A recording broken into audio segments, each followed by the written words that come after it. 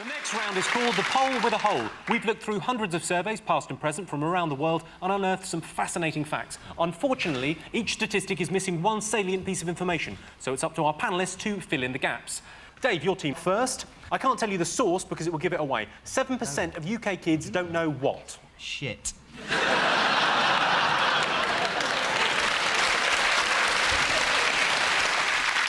The correct way to prepare crack. That if they eat another chocolate biscuit, they'll turn into a chocolate biscuit. It is about food. What a carrot is. Very close. What a carrot isn't. I think I'm going to have to give you this one. It's 7% of UK kids don't know how to eat an orange. What? Incredibly. 7% of UK kids don't know how to eat an orange. Cover it in breadcrumbs and deep fry it. They'll get the hang of it. To be fair, most kids get all the orangey goodness they need from Bacardi breezes. Sean's team. This is from a study by Leicester University from March this year. On average, policemen spend 2 minutes per day what? Playing with their needle. Arguing over who's going to be bad cop. Spend 2 minutes per day tampering with evidence. You know, just for old time's sake. Is it boiling a really soft egg? No, the answer is, in fact, on average, policemen spend 2 minutes per day taking statements. Dave, Simon and Lee, this is from the Department of Health survey from last December. Southerners are 5 times more likely to what than Northerners? Support Manchester United. Celebrate Pim's o'clock?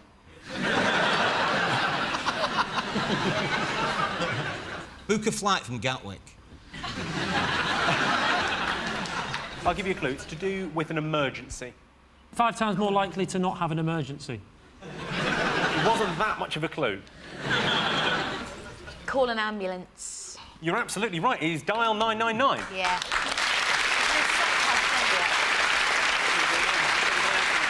My neighbour had a heart attack, right, fell on his hamster, and the RSPCA got there before the ambulance. Sean's team, you're next. This is according to a survey by the Ramblers Association from this March. 69% of people think that encountering what would spoil their enjoyment of a country walk? Talking sheep. Especially a really dull one. If a sheep could talk, it'd be quite boring, wouldn't it? You know, it's just been standing here all day. Bloody boring. I stood over there yesterday. Great. A badger the size of a horse.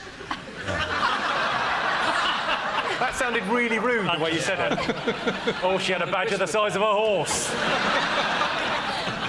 I keep forgetting Richard Madeley's there, and it's like a little surprise every 5 minutes. What would spoil a country walk? Come on, just think about it logically. A bull.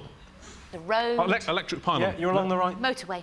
Cars. Well, you're absolutely right. I'll give you that. It's vehicles. What? Dave, your team, next one's from the British Attitude Survey, December 2004. By the year 2015, half the world's population will what? I've been evicted from the Big Brother house. Will have had a go on Titmus. I've read the Da Vinci Code. Reading the Da Vinci Code is kind of along the same lines. They will be able to read the Da Vinci Code. Speaking English. You're absolutely right. Sean, yours is the next one, from a survey by Surrey University, featured in the Daily Mail in March. 17% of British women are kept awake each night by what? 17% of British men. Richard Madeley. Yeah, they're there tossing and turning. Yeah. Is it ecstasy? I think it's a gentle but insistent prodding in their lower backs. Come on, it's quite an obvious one. The children. Is it snoring? You are absolutely 100% right. 17% of British women are kept awake by their partner snoring. If your partner does snore, one way you can deal with it is to gently roll them over. Do it 3 times, they're out the bed, problem solved.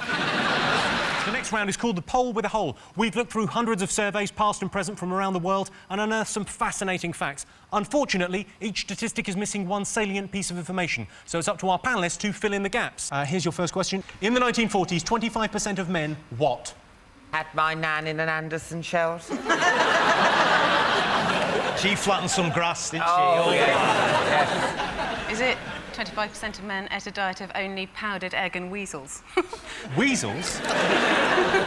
25% of men who fought for our freedom and our future rights didn't realise 60 years later all the thanks they'd get would be happy slapping and pushing dog shit through the letterbox.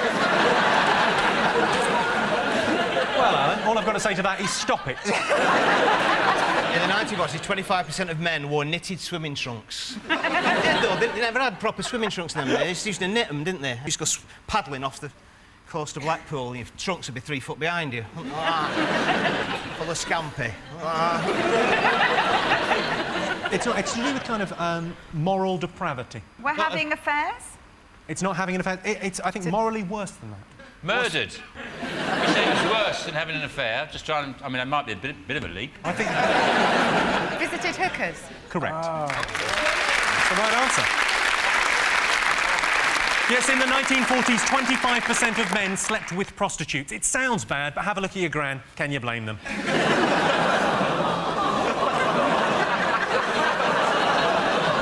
75% of Russians are afraid of what? Is it Virginia Woolfsky? I wish it was. Well, it's texting. They've got to take their gloves off, haven't they? You ever tried texting with gloves on? You end up trying to say something like, "Hi, how are you?" and you end up saying, "Fuck, it's back at Book." Is it KGB? It's not the KGB, it's related to that. Oh. B&Q. B&Q is not related to the KGB. They were never... TBC. No. CBeebies. Yeah. Correct. I'm afraid of CBeebies, yeah. It's one of the emergency services. The AA? Is it the police? Yes, it is the police. Yes, 75% of Russians are afraid of their own police force. The other 25 are missing. Shh, say nothing. Don't upset the Russians, Jimmy. Don't upset the Russians because they got all the gas. They could phone up Power Gen and they say, "Don't give him any gas." And they'll do it. You know what the irony will be? They won't be annoyed at the joke, they'll be annoyed at that accent. OK, the average Brit has lost 37 what? 37 hours of their life explaining the internet to an old person.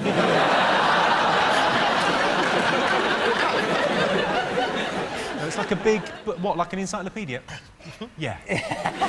Another cup of tea and a biscuit. Is it Twixes? I never lost a Twix, it was a guess. Imagine if you'd lost 37 of them, though. You'd stop buying them, wouldn't you? What are you going to have? Mars bar, Twix? I'm not having Twix, keep losing. I like the way as a badge of honour you said, "I've never lost a Twix." 37 elderly relatives to Errol Shipman.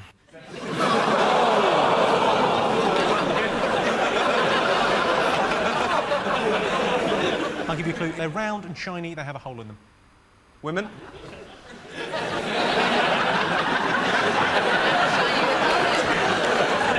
Are you single by any chance? CDs is the right answer. Yes, the average Brit has lost 37 CDs. The next round is called the poll with a hole. We've looked through hundreds of surveys, past and present, from around the world and unearthed some fascinating facts. Unfortunately, each statistic is missing one salient piece of information, so it's up to our panellists to fill in the gaps. Sean, Julian and Edith, 32% of Brits think Pete Doherty needs what? I think he needs to go to jail, because he's in court every bloody week.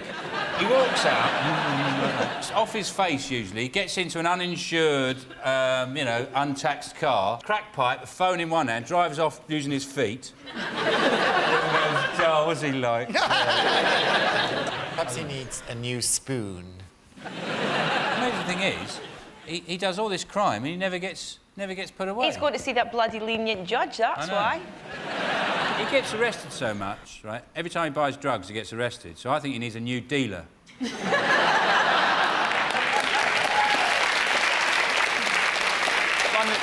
that doesn't phone the police as soon as he leaves the house, going, "Yeah, I've just sold it to him."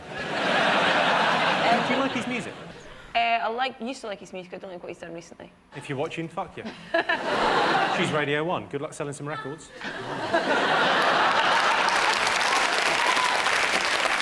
32% of Brits think Pete Doherty needs what? A bath. Correct. Thank you. Yes, 32% of Brits think Pete Doherty needs a good bath, and then that bath needs a good clean. Dave, Sally and Dave, 90% of doormen say the point of their job is what? Is it mainly opening and shutting doors? Or twatting? Can I say that? Yeah. I know. Look at you, you big London ways. 10% of doormen say that part of their job is to keep them out of prison. The other 10% didn't understand the question.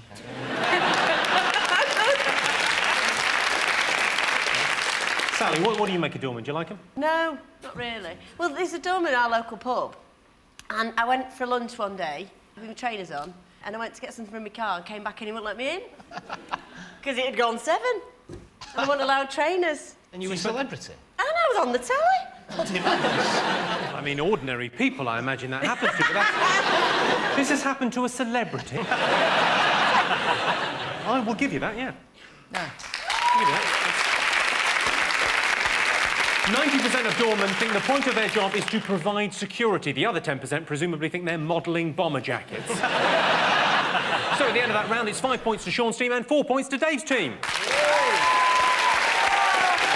The next round is Believe It or Not. I'll give the panellists a simple statement. All they have to do is decide whether they think it's true or false. Dave, Sally and Dave, let's have a look at a clip to illustrate your statistic. I like being older because I can do what I want whenever I want. Movies are cheaper. My husband is all mine. No more competition from the job. I find in retrospect that I spent a lot of time doing meaningless things for people I didn't really like, for organizations I didn't really believe in. I can't get pregnant anymore. Some very old people there. Here is your related statistic. 31% of over 65s believe that their age gives them the right to behave badly. Is that true or false? That sounds awful, but I think it's true. I think they go, sod it, I'm old, I'm going to moan. 31% of over 65s think they're living in 1944 anyway, don't they? They don't know when they...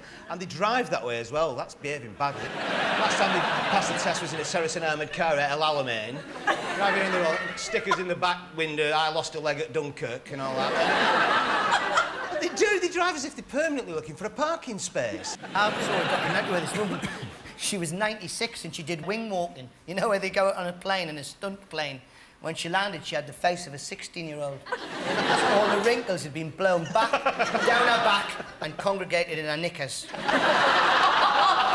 I remember driving back from Blackpool once, right? You've lived a life. Rock on! And there was an old woman driving the opposite way up the hard shoulder. And I stopped and I said, "Are you all right, love? Is this the way to Blackpool?" And I went, "No, you've got to all go that way, and then the other side, they all go that way." And she was just carried on, honest to God. Well, there's that old story or urban myth about an old woman folding her husband up who's coming back on the M65 and saying, "Be careful, I've just had a report on the radio that there's a mad bastard driving the wrong way up the M65. He said, one mad bastard, there's fucking hundreds."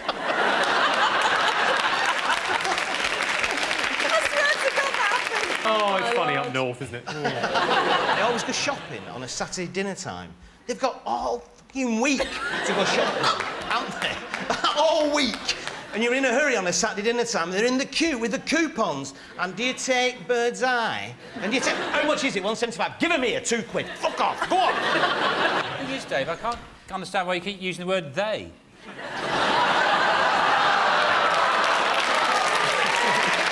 Get back. It's a family show. OK, 31% of the over 65s believe their age gives them the right to behave badly. True or false? What do you think?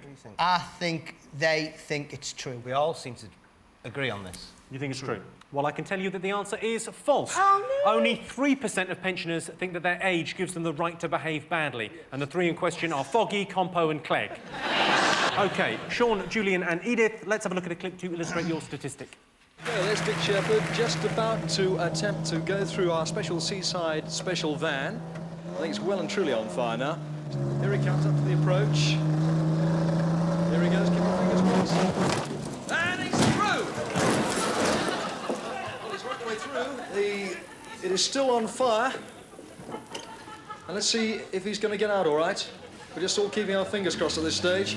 The fire seems to be... No, the fire's still there underneath the bonnet. They're just at this very moment trying to get him out. Yes, there he goes. They're tipping it up. Still very much on fire, I'm afraid. And they're just trying to pull him out right now. Yes, Dick is, I think, all right in there. Yes, he's definitely all right. I can see Dick moving inside there, so everything seems to be all right. Yes, here he comes. He's all right, ladies and gentlemen. There he is, Dick Shepherd. He's made it. A nice round of applause. Well done, Dick. Nice round of applause for Dick Shepherd. You know, people talk about how, like, telly wasn't like it used to be. That was a Saturday night. It was a show called Saturday Special. So the highlight of the show was him driving into a removal van on fire. That was it. That was the finale of the night. You drive into it and then you crawl out. Ta-da! OK, your related statistic. 21% of men admit to having done something that put their life in danger in order to impress a woman. True or false? I think it's false, because I think it's higher. Because I think men think that switching off the PlayStation is putting their life in danger.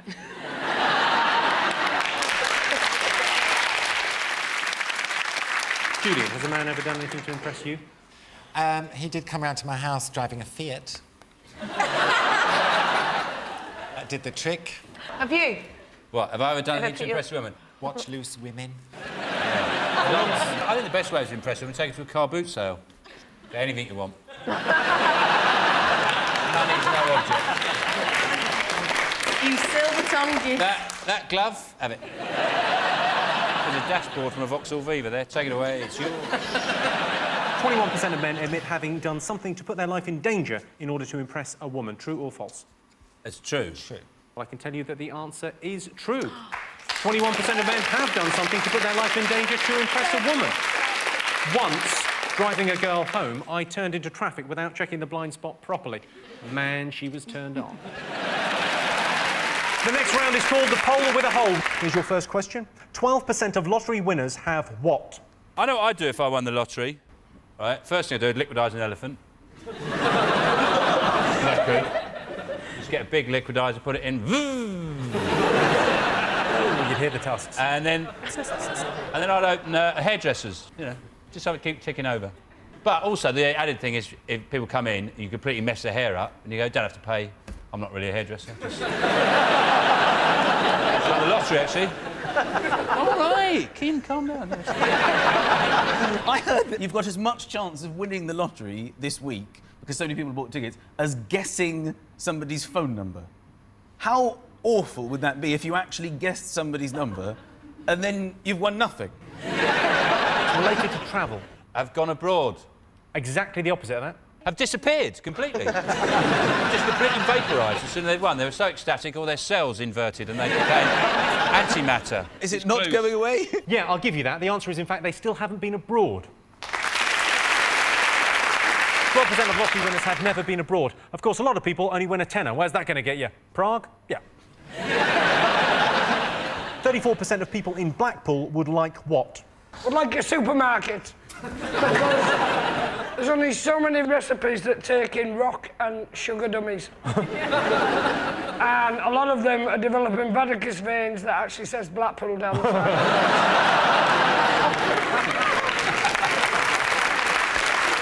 34% of people in Blackpool would like a tram up the front. My granny, when I used to go when I was a kid, when they first went there, she said, if I stand on that rail there, will I get electrocuted? He said, only if you cut your leg over that wire up there. 34% of people in Blackpool would like Tony Blair to admit that that clown in the glass case is actually his brother. And it's a bit like the man in the iron mask, and he should be set free and allowed to run for office. Welcome to question time, Mr. Blair's lost brother. What's your approach to taxis?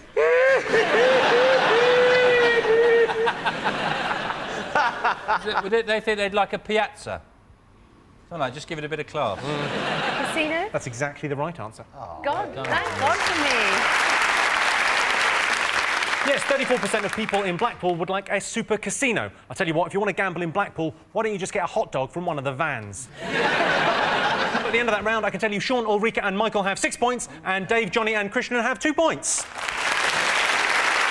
The next round is Believe It or Not. In this round, I give the panellists a simple statement. All they have to do is decide whether they think it's true or false. Sean, Ulrika and Michael, let's have a look at a clip to illustrate your statistic.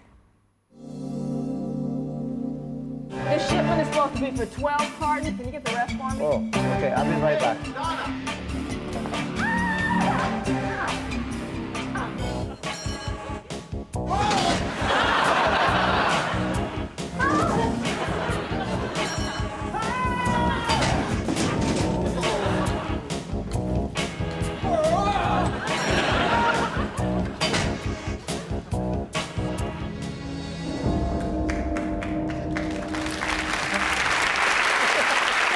That's got to be the best beginning of Casualty that's ever been made.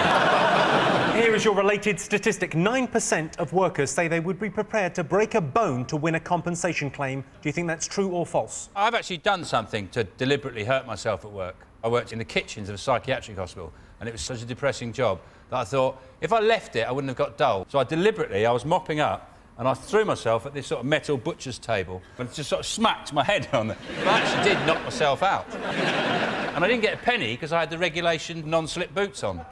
So they said, well, there's no way you could have slipped. It must be your fault. And they sacked me because they said, you're an idiot, throw it yourself. I've thrown myself off a horse once. You threw yourself off a horse? Yeah. Well, onto a footballer? I would think that in most jobs, though, it's quite hard to break something. If you can't break your leg photocopying, can you? Unless you have, like, a repetitive incident, like you keep dropping a stapler on your foot, like 100 times a day, like, just, doof, ow, doof, oh, keep knocking that. And then they just say, well, just move the stapler. 9% of workers say they would be prepared to break a bone to win compensation. True or false? I'd say it's false. I can tell you the answer is false. Well done. Yes, only 2% of workers say they would be prepared to break a bone to get compensation. My gran broke both her hips at work. She made a fortune suing that porn company. Dave, Johnny and Christian, let's have a look at a clip to illustrate your statistic. Do you hear something? Yeah, wait, there's one over there. I'm gonna get him. Go ahead. Good shot, Justin. You're gonna put some meat in the freezer this year, I think. Beautiful. You've heard of tuna melts or patty melts. Why not squirrel melts? Well, this is Justin's squirrel. He's kind of cute. I'm gonna put his little tender butt in there. And some celery. I like to use the leaves. You want to poach this for about an hour on a low simmer. And I've got some already done here. This makes a nice weekend snack, maybe while watching a football game, or you can take it to a tailgate party. I'm gonna add just a slice of cheese. Now you want to pop these into an oven that I've preheated to 350 degrees for about 8 to 10 minutes. Perfecto! Squirrel melts. You must try them. I just have to say no animals were hurt in the making of that film, unless you count squirrels. Here's your related statistic. 25% of Brits say they would definitely try squirrel meat if Jamie Oliver demonstrated a recipe on TV. True or false? Only if it was appropriately labelled may contain nuts. I don't think it's the recipe that's the issue, really. It's not like you go, oh, well, I haven't tried it with coriander. I always thought squirrels are a bit like Tyrannosaurus Rex, aren't they? Because they've got those... See them, they're quite terrifying, squirrels. They come towards you. There was a campaign in Britain about 10 years ago to encourage people to eat squirrel meat. I did a piece about it on the news. It was total rubbish, but because I did it on the news, everyone believed it. And, Do you ever do that? Is there ever a slow news day and you just go... Make it up. Doesn't matter. Squirrel meat. Yeah, I'll do. Is that a story? Yeah, why not? 25% of Brits say they would definitely try squirrel meat if Jamie Oliver demonstrated a recipe on TV. True or false? I mean, that's basically, would you do anything Jamie Oliver told you to do? Most people seem to, don't they? Well, he's an inspiration. He's brilliant at humiliating fat kids. Some of them fat kids go on to be fat adults. You ever see people busking with squirrels, do you? Like they do with cobras in India. You could do some good busking with a squirrel, couldn't you? If you had like an elaborate system of ladders and pulleys and swings, and you just got him climbing around, and they'd put some music, and then you could make a fortune. You wouldn't need to kill them. You could actually have them working for you. You'd probably become a millionaire. Start more travelling, hundreds of blokes. Franchise it. A bit like the cats, the squirrels. 25% of Brits say they would definitely try squirrel meat if Jamie Oliver demonstrated a recipe on TV. True or false, Dave? It's genuine. You think it's true? Do I ever ask you to trust me? True. True. True. Well, I can tell you the answer is true. Yes, 25% of Brits say they would try squirrel meat if Jamie Oliver demonstrated a recipe on TV. I'll tell you what, I'd try Jamie Oliver meat if a squirrel told me to. Our next round is called Pick of the Polls. Our teams take it in turns to choose a picture from the board and then answer related statistical questions. Jason, Joan and Alexa, your turn first. What do you want to go for?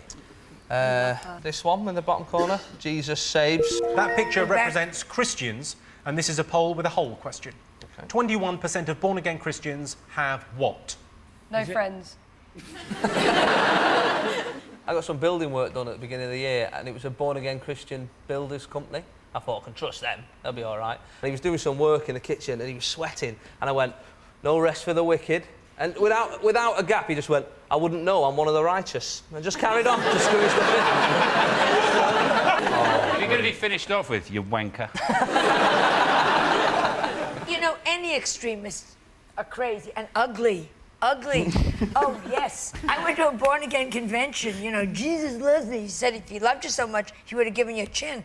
I don't think Jesus loves you. It's like the thing when, like, some athlete will win a gold medal and go, oh, thanks for Jesus, Jesus helped me out in this. And you think, what kind of God lets, like, Iraq happen, doesn't do anything but keeps a close eye on who wins the triple jump? Technically, it's kind of cheating, isn't it? Yeah. You're using God to help you win a... It's worse than drugs. If you're in the long jump and then you know that God's picked you up and gone, whoop, like that. It's not fair, is it? Something to do with a very petty crime. Have murdered. It's to do with music. That's my final clue. Have stolen CDs. I'll give you that, Joan. It's actually illegally downloaded music. Yes, 21% of born-again Christians have illegally downloaded music. I've not found Jesus, but then I think he should try and find me. He's omnipotent, I'm on telly. Come on, Jesus, how tough's that? OK, Sean's team, what do you want to go for? I'd like the one of Madonna with her head coming out of a dwarf's buttocks. You've chosen a one-upmanship question. In a poll to find out the celebrity Brits would most like to swap houses with, Madonna came second. Who came top? I watch Through the Keyhole when I get the opportunity. It you always do. seems to be Rusty Lee. The big laughing cook. And she's got quite a nice house, you know. Is it Rusty Lee? No, You are devilishly close, Sean. Really? Have they done Madonna? Have they done Madonna Through the Keyhole? Who would live in a house with all these stolen children? She didn't steal them, she adopted them. What celebrity's house do you want to live in? I'd swap with Jamie Oliver, because he's a dick, right? And it only says I have to swap. He'd still have to live with my mum and dad. And they would fucking hate him. He's always spitting when he's cooking. I'm chopping the fucking thing. Like... Say it, don't He's spray it. spitting, man. Well, I can tell you, you're absolutely right. Right? Yes, the celebrity Brits would most like to swap houses with is Jamie Oliver. I'd like to swap houses with Jamie Oliver because I live in a soundproof box 2 miles underground. So at the end of that round, it's 3 points for Sean's team and 4 points to Jason's team. The next round is Believe It or Not. In this round, I'll give the panellists a simple statement. All they have to do is decide whether they think it's true or false. Let's have a look at a clip to illustrate the statistic.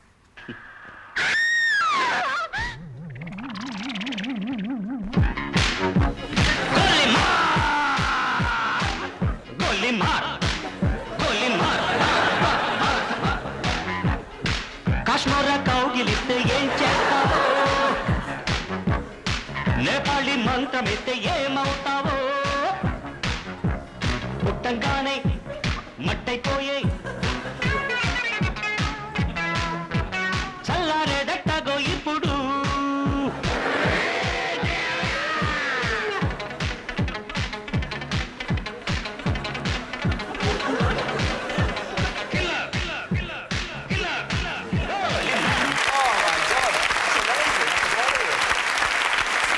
That was Michael Jackson's Thriller. It hasn't dated well, has it?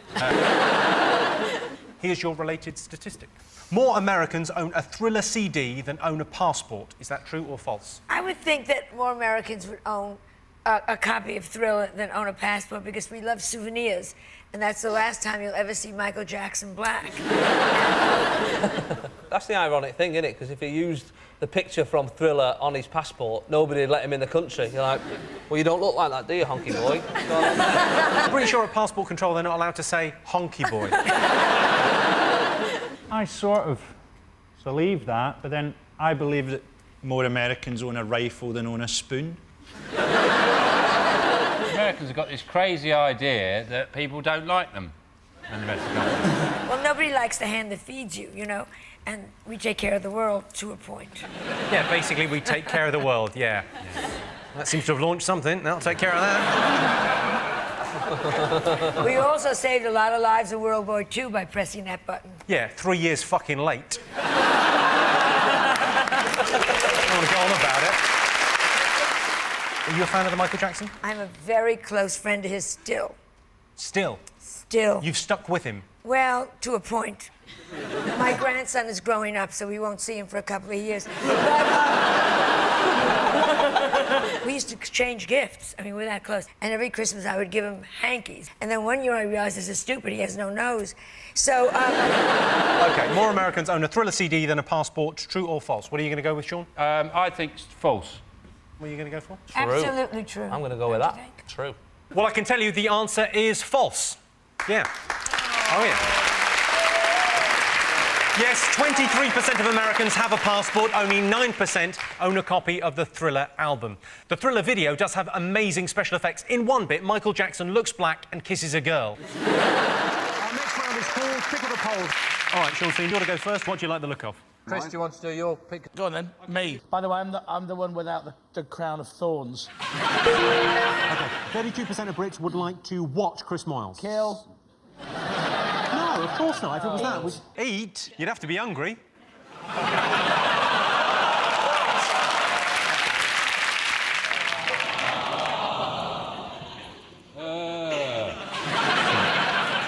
I'd rather be fat, Chris. 32% of Brits would like to watch Chris Moyles. Kiss. It's not a kiss. God. Listen to Chris Moyles. Only 32. Say something nice. It involves getting into your personal space. Oh, OK. 32% of Brits would like to... Climb in your mouth. Plenty of room there. Yeah, it's all personal space, isn't it? Move in with. That's exactly the right answer. Hooray! Yes, 32% of Brits would like to share a flat with Chris Moyles. Chris has been censored in the past by broadcasting watchdogs for the inappropriate use of the word gay. What a bunch of benders. Jason, what do you like the look of? Let's go Hilda Ogden from that documentary, Coronation Street. 63% of northern women have what?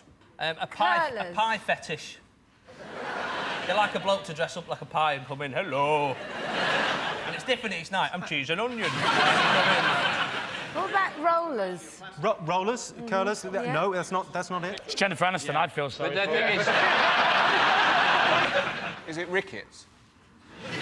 Have you been to the north? It's all right these days. It's all right, you know. We've got quite a similar climate and everything. Hairy balls. Can I just say, this is very racist against northern women. At the moment. Well, you're the one that said they had hairy balls a second ago. That's a fact. OK, what do you think? 63% of northern women have... Untangled a mystery. On Sunday night on an absolutely ITV. fiendish mystery. Most of the top detectives are northern women. That's a fact. It's another fact. I'll give you a clue. Something Fern Britton has probably done. Eaten far too much food.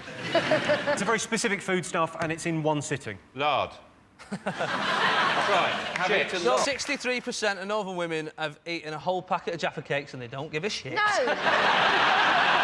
I'll give you that. Close enough.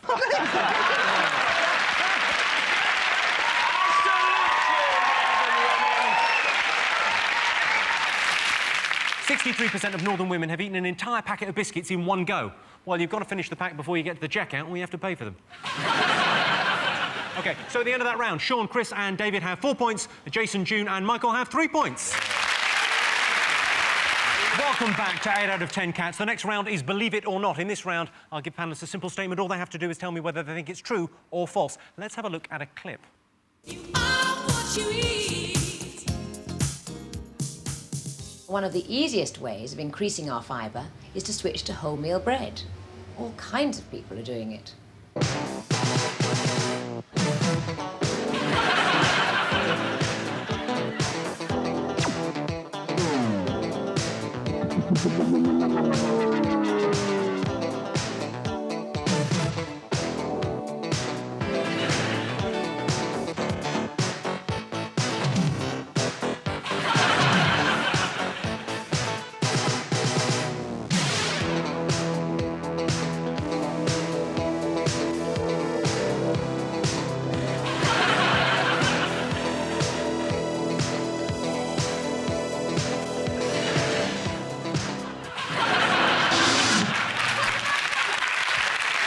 That's what Greg the Baker looks like. And also explains how I got that yeast infection. That was You Are What You Eat in 1986. Here's your question. 85% of women say cooking is the most important skill they look for in a partner. I think you've missed out the word obese before women.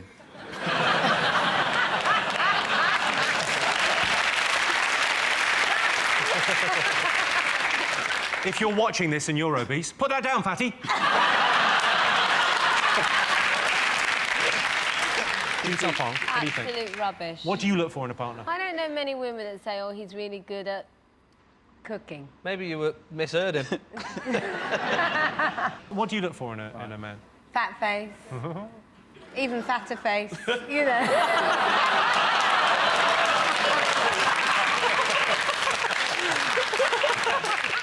This statistic is a little bit weird because a lot of McDonald's staff are single. At no point does a woman go, oh, you've got 5 stars.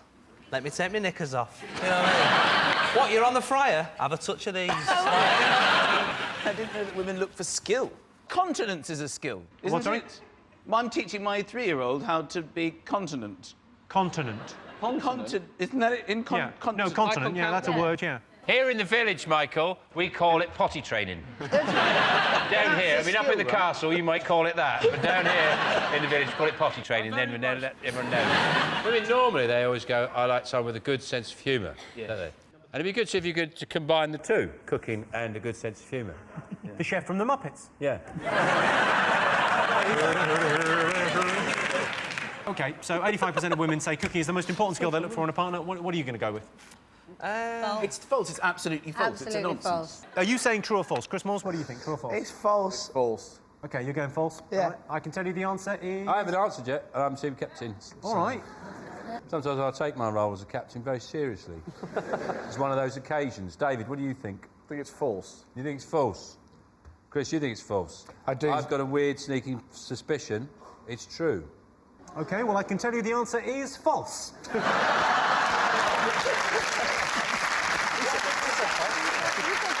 Only 13% of women say cooking is what they look for in a man. When my girlfriend and me are in the kitchen, things get pretty steamy.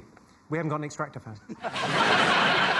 The next round is Pick of the Polls. Our teams take it in turns to choose a picture from the board and then have to answer a related question. Sean, Jamelia and Christopher, you're to go first. What do you fancy the look of? If I'm to be honest, I didn't actually hear the question, so I don't understand why we're looking even at the pictures. Yeah. You've got to tell me the connection between all 6 pictures. Okay. Just you on this one, no help from your teammates. And this is the only round where you have to write it down. You have to do 300 words. Really, all you have to do is pick a picture down. Sorry, I didn't know. OK, what are you going to go for? I'm going to go for the lady with the boobs. OK, you've chosen the vegetarian. 58% of vegetarians what? I've had this theory for a while, is that if you go to a vegetarian's house and they only make vegetarian food and you have to eat it, but if they come to your house, then they've got to have meat, because you're a meat eater. Fair's fair. My dad does it with cigarettes. He's a smoker. If he goes to a non-smoker's house, he's not allowed to smoke, but when you go to his house, you've got to have a fag. All his friends are dead, of course. But never mind. So 58% of vegetarians what? Don't eat meat. You're very close, just remove a word. Do eat meat. Correct. Do eat meat. That is the correct answer. Bizarrely, 58% of people that say they're vegetarian actually eat meat. When I'm having a dinner party, I always make sure there are vegetarian options. They can make do or fuck off.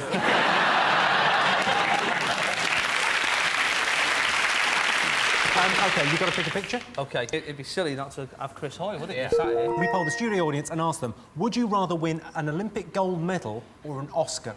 What do you think? It depends on the audience, doesn't it? Depends on their kind of... If they did make a film of your life, who'd you want to play you? One of my coaches reckons I look like the guy from The Incredibles, the father. Yeah, you do, actually. He does that a lot.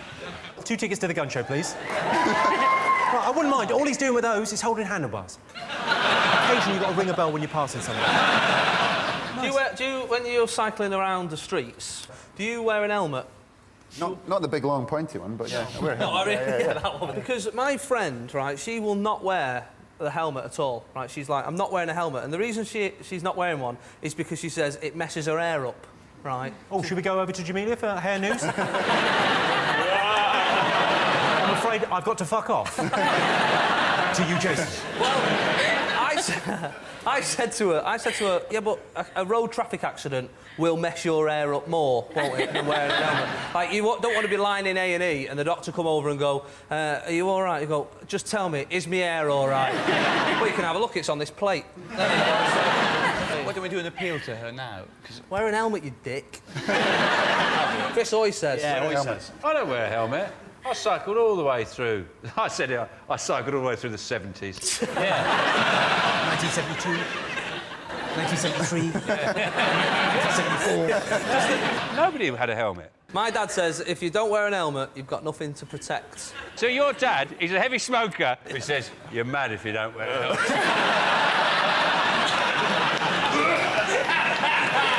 OK, so what do you think? Oscar? It's got to be the medal, surely. What do you reckon? I don't know. I think Oscars. I'm going to go with Hoy. Fair enough, because he's got his medals. Oscar. You think Oscars? Well, I can tell you that you're absolutely wrong. 81% of our audience say they'd rather have an Olympic gold than an Oscar. Of course they would. Oh, God. Chris Hoy's bike was very expensive, but you've got to remember it was a joint birthday and Christmas present.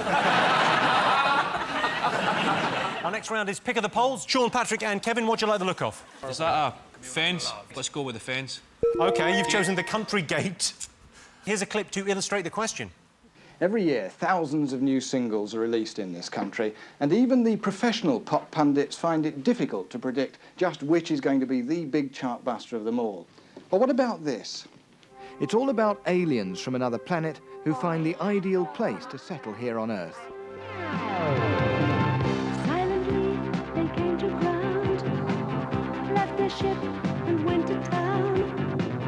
For they knew there was energy from aliens from outer space, needing help from the human race. They found the answer at Northampton.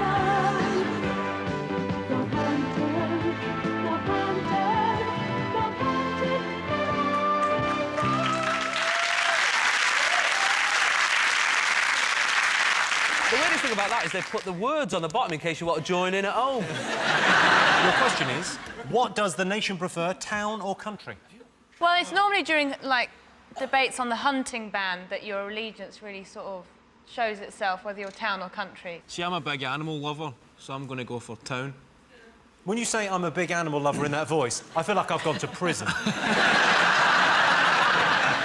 I'm actually from a small village. I'm from a small village in Ireland, but I live in Chelsea now, and it's quite tricky when, you know, you're from the country and then you turn up in the town, because the town's quite, you know, it's quite unfriendly.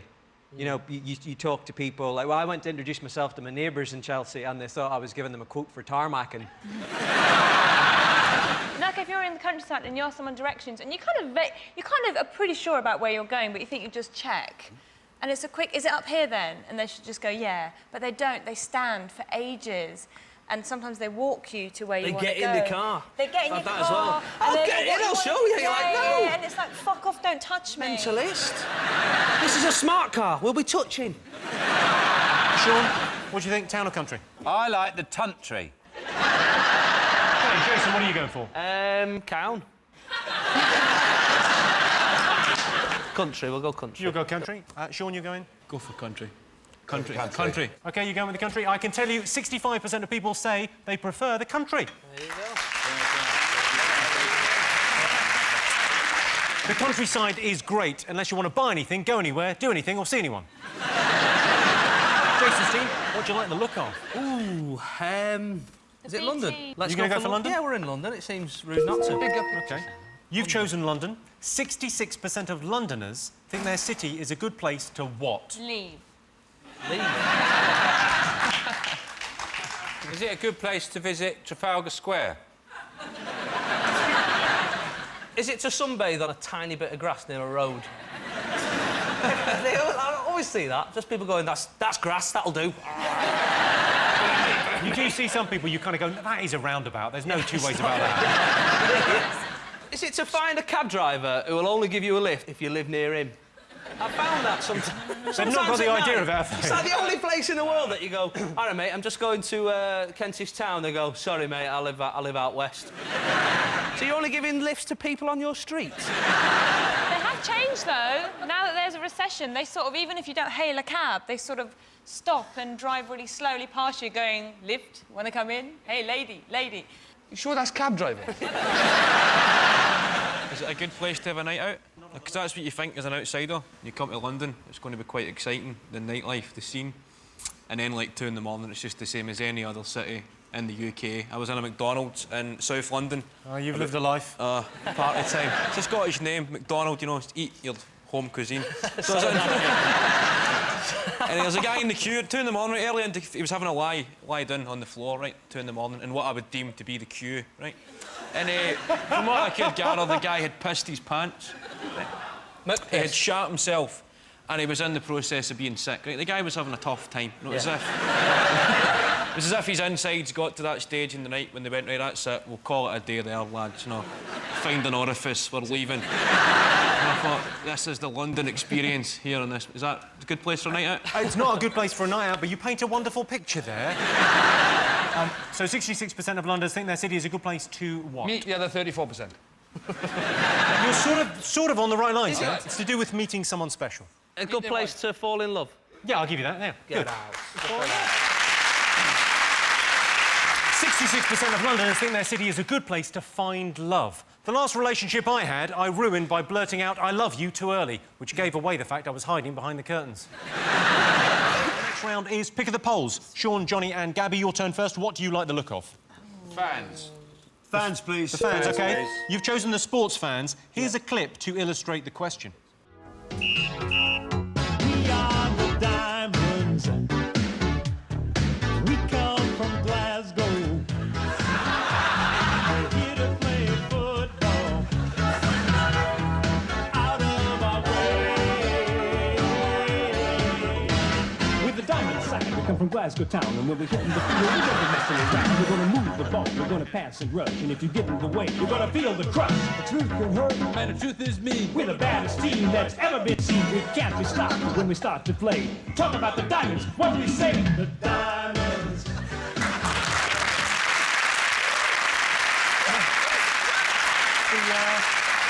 That's the Glasgow Diamonds there. They're the top of the Clydesdale NFL and bottom of the Clydesdale NFL.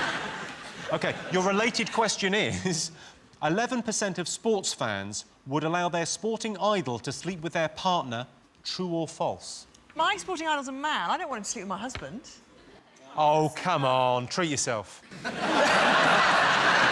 Who's your sporting idol? You know, a lot of couples do this. You know, you have kind of fantasy shags where if you meet them, if you both meet them, they're like so far out there that you go, yeah, you're allowed to. So Kenny's was Cameron Diaz, and mine was this New Zealand rugby player. So anyway, I check into this hotel in Melbourne. You mean you went for one that's actually feasible? I like it. There's a very much a possible shag. And I got in there and I rang Kenny. I said, "You'll never guess who's in the lift with me. It's Dougie Howlett, the New Zealand rugby player." He put the phone down. I've got an agreement with my girlfriend. If I ever get to sleep with Kylie Minogue, she can fuck off.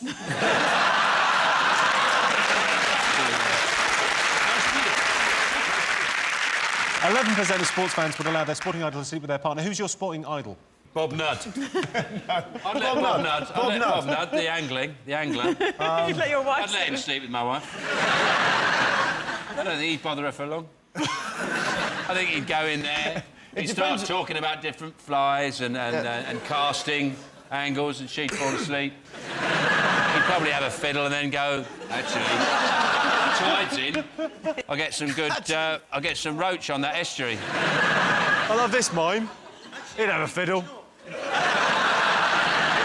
Denise, what do you think? Who's your sporting idol?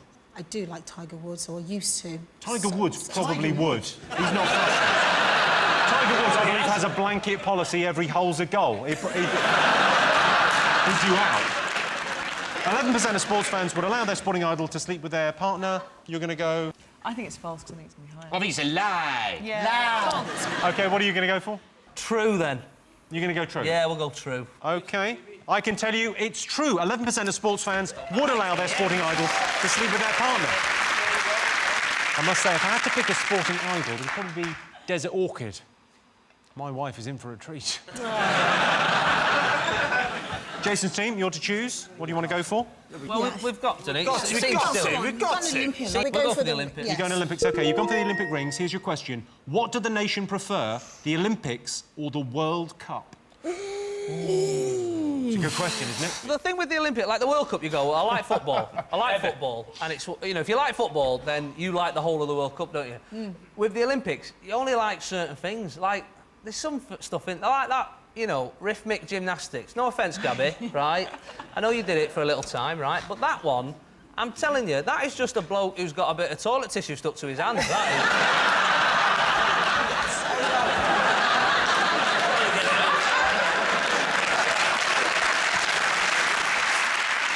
The other thing that gets me about the Olympics is that they give away a bronze medal for third. Like, there's gold, yeah? Valuable. Oh, yeah, gold, yeah, gold, lovely. Valuable. Silver, valuable.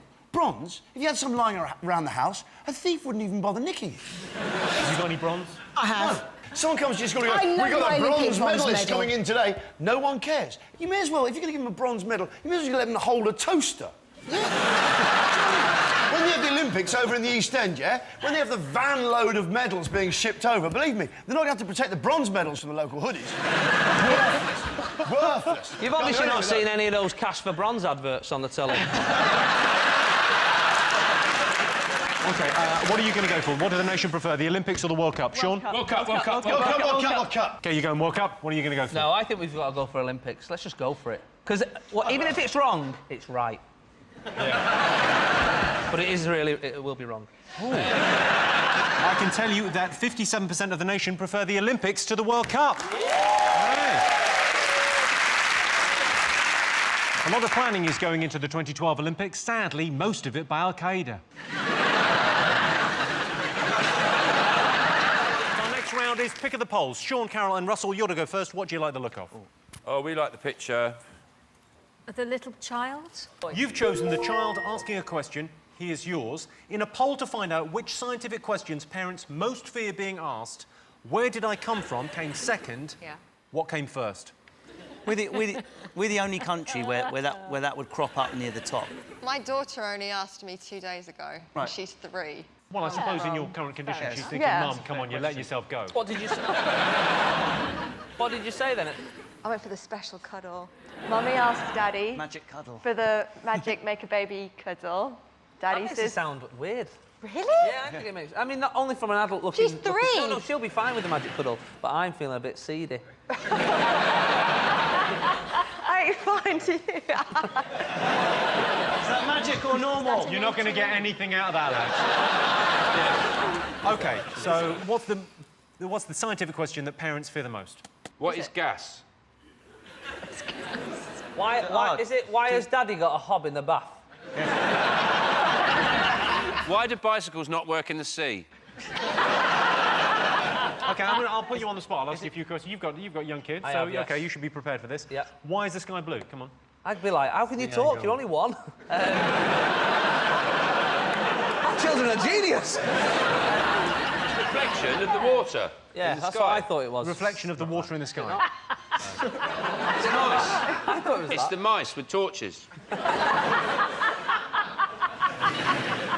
Carol's. I'm storming it with Carol. I'll tell you why the sky is blue, because sunlight travels through the atmosphere, airborne particles act as a filter, which only lets blue light through.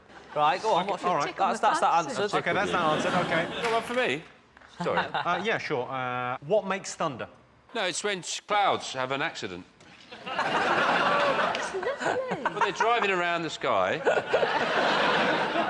they start, and they go, oh, whoops, good, whoa, whoa, poof, bang. What do you like?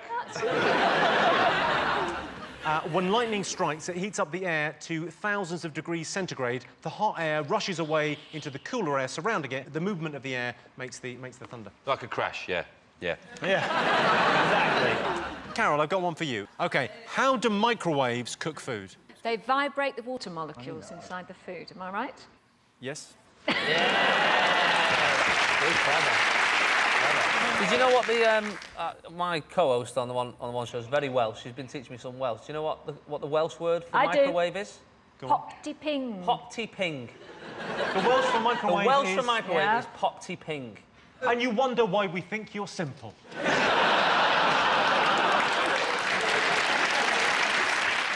I think one of the reasons people have problem explaining scientific things is how science is taught in school. It was very badly taught in my school, with no interest whatsoever. For example, the chemistry teacher just made it just... I mean, the only thing I learnt in chemistry was how to say fuck off in chemical symbols. Which is fluorine, uranium, carbon, potassium, oxygen, fluorine, fluorine. That's all I learnt. OK, so let's get answers now. What's the scientific question that parents fear the most? It's not about death. It's not about anything. No, it's about the weather. Yeah, about the weather. Why does the sun shine? Why does it rain? Why does it rain is the question parents fear most. Yes, the question parents fear being asked most is how does it rain? When a child asks me how does it rain, I always explain, well, what happens is God cries when you talk too much. Number 2 on the list is where did I come from? And, of course, the simplest answer is my balls. Jason's team, what do you like the look of? Well, since it's a science special, we'll go with the scientist, seems. The scientist, OK. Yeah. You've chosen the scientist. Have a look at this.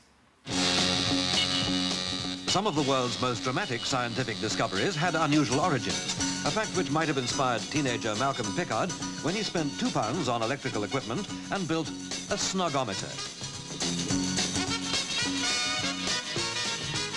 Building it didn't cause any sensation, although there were quite a few shocks when Malcolm introduced his invention to members of a Trowbridge youth club. So much so that there isn't any lack of volunteers to call at his home to assist with further development. Hold tight, just testing.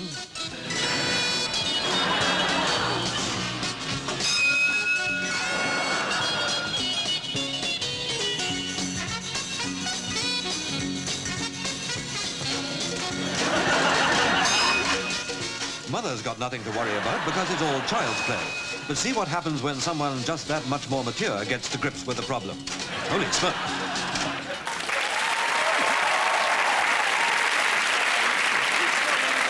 The second lot of snoggers, who were they?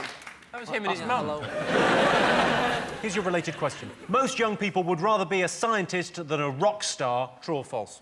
False. Definitely false. Very false, yeah. Completely false. What about that guy who was a rock star but now he's a scientist? Brian Cox. Oh, Brian Cox, yeah. I wonder if he ever has a flashback to being a rock star when someone... You couldn't pass me that pipette, could you? He goes, I've fucking played Wembley, you prick. Get over it, man. In fairness, he wasn't a rock star. He was a keyboard player in D. Well, you know. I think he might have played Wembley, but the kebab house next to the roundabout. I would say, because my daughter wants to be a scientist, she actually wants to go to Mars and catch antimatter in a net on the way to fuel the rocket. And then when she gets there, she wants to open a cupcake shop.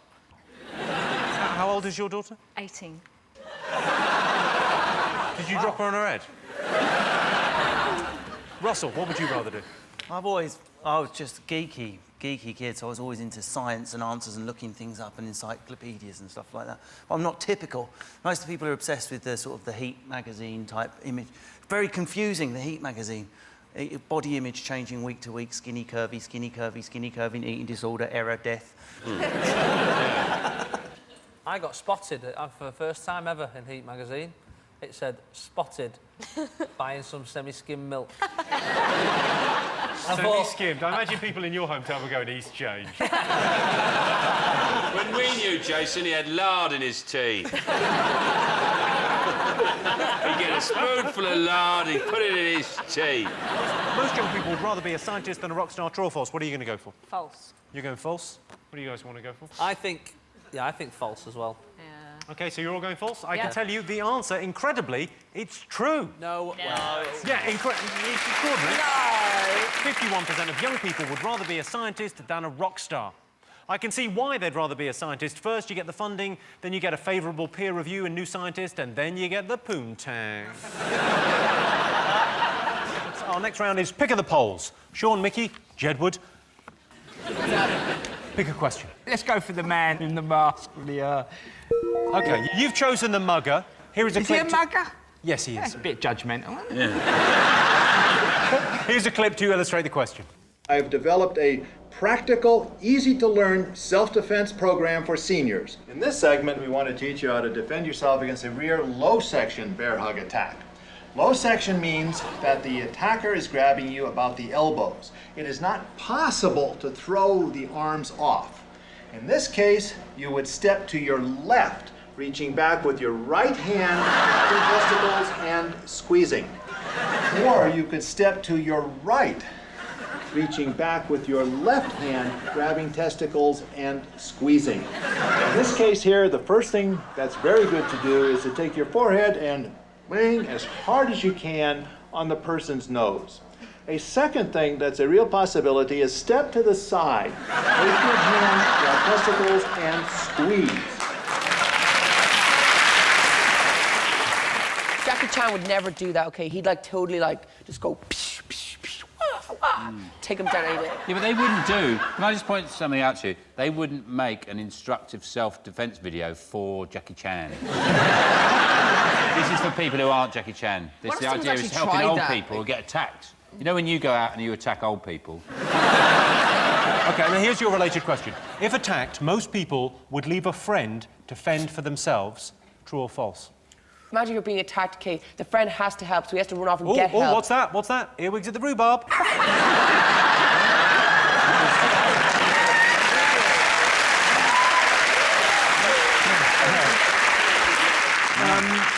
It's all to do, I suppose, with a friend, isn't it? Because we've all got friends who are complete arseholes. You always keep one in your life, don't you? And you hope that one day they'll shape up and you go out with them and they're still an arsehole. And they get you in trouble. That one, I'd probably go, I'll see you in a couple of years' time.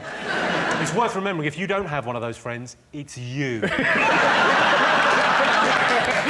If you or John was attacked, would you help out? The thing is, like, they might think they might come after John, thinking it's me, and then kill John. And I'll be like, it was meant to be me. Why would they care which one? I would totally help out. I wouldn't run off and be like, I'd totally take down the person and they'd be gone. I'd be like, go away, and they'd go away. I'd like call it This is like... Go away!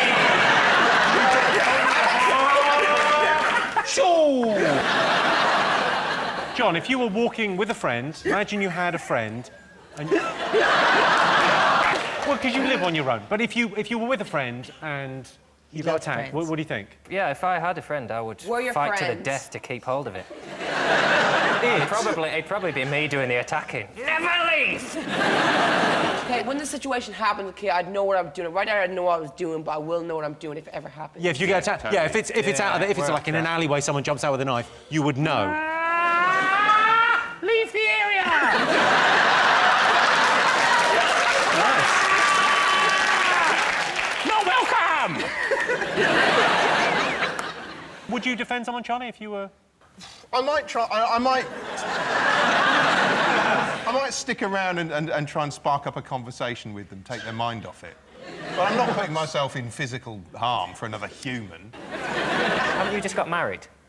Yeah, well, it's a friend, not a wife. So is this based on... Is this a fact or an opinion? This is like what people are saying they're going to do, or is it what people will actually do? It's what they're saying. I think they would. If they're saying, it's easy to say you're going to do it. Of course they're going to say they're going to stick it. Well, you didn't. You said no, I won't bother. I think you all would do it. You're just being cynical. I think all of you are gentlemen. You're gentlemen and you would. I would. You think I would stay and defend a friend? Yeah! You, Lorraine, are a very poor judge of character. Yeah. I was once out with some friends on a night out and we got attacked. And I went and got us a taxi. While the fight was ensuing, I thought there's going to need to be transport when this... when this finally settles down. And I was quite right. I was quite right. To the hospital, please. Imagine Jimmy, you'd go and get changed into your jeans, wouldn't you? Just in case you get your clothes ruffled up. I am going to stick around and help you. I just need to change into my jeans. Sean, I tell you say that. You're lucky I don't have my jeans on right now, or I'd come over there. Oh, so and I would. Saw me out. You haven't got your bloody jeans on, have you? Yeah, but otherwise... Yeah. They're new trousers, so... You could rip your top like Superman. Are you asking to see Lorraine's boobies? I didn't know if you were looking at me. Can you rip your top? Lorraine's a lady and she wouldn't do that. Yeah, that's not nice, Kay. Lorraine's totally cool. Well, they're also very bad judges of character. You do say you use cool a lot. I know, because... You do too much. I know, you but... want to use cool about, I reckon, 30% less. But I don't say cool anymore. If I was focused, really focused, if I got in the zone, I was totally Try focused... not to say cool for about 10 minutes. See how you get on. Okay. Just a little challenge. Okay, cool. Yes.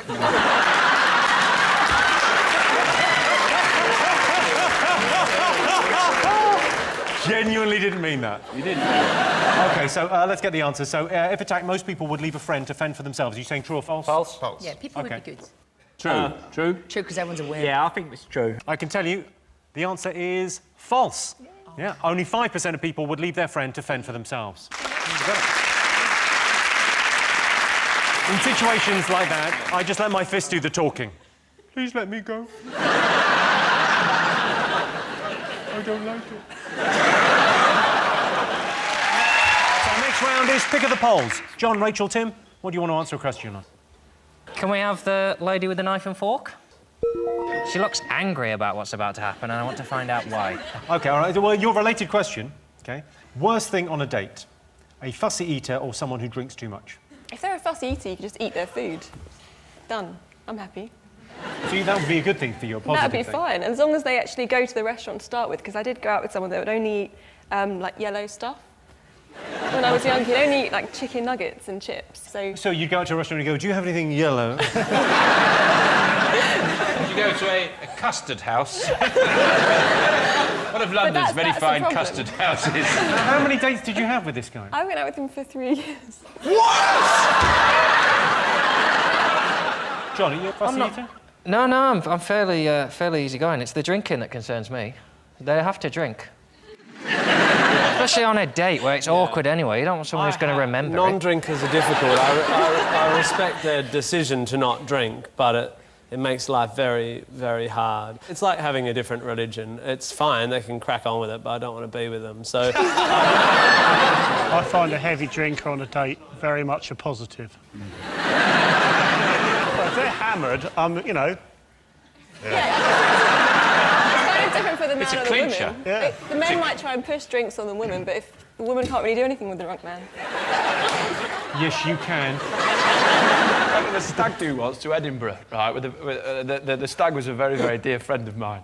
And this is a prime example of alcohol makes you go over the line, right? We're watching the FA Cup final between Liverpool and Arsenal. Half-time, we're all sat around having a couple of pints. My mate turns around and says, it's boring, this, isn't it? I'm like, yeah, pretty much. Give me 5 minutes. And he went upstairs and he came down in his dressing gown with a can of deodorant. And he just got on the microphone, you know, like they do in a local pub. He went, ladies and gentlemen, the human fireball! And he sprayed himself in deodorant and lit it.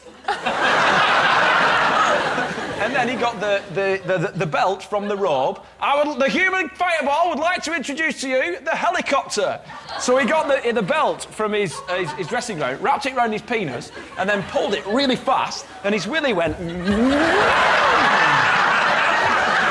I thought we agreed we were never going to talk about this afterwards.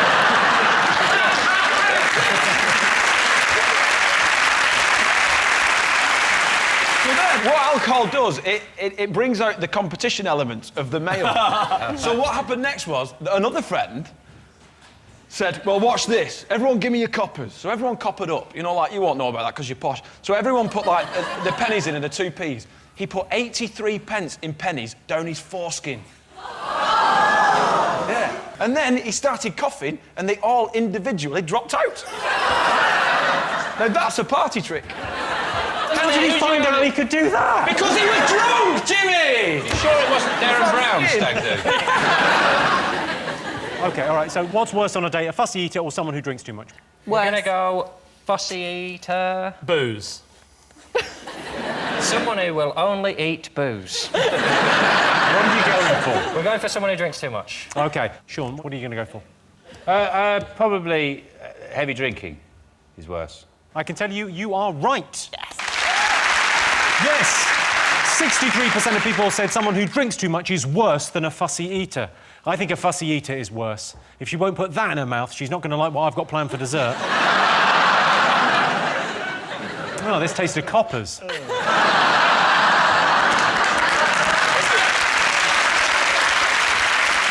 our next round is pick of the polls. John, Sam, Catherine, your turn first. What do you like the look of? The roller coaster one. OK, your related question is, most people would rather go to a theme park than a theatre. True or false? What do you think? But I'd rather go to a theme park because I could leave at any point. Get the theme park, you could choose your own adventure. Say, hey, do I want to do the bumper cars? Do I want to do the roller coaster? Oh, this roller coaster was cool. I want to do this 6 times. Whereas in the theater, you might enjoy a part in the theater, a line of dialogue, but you can't say, hey, do that part 12 more times. That was great. John, are you an adrenaline junkie, you know, theme parks? Oh, yeah. The local theme park near me was in Morecambe called Frontierland, and they failed to recognise that one premise was that you go high on a theme park and then you can just see the shithole that you're in.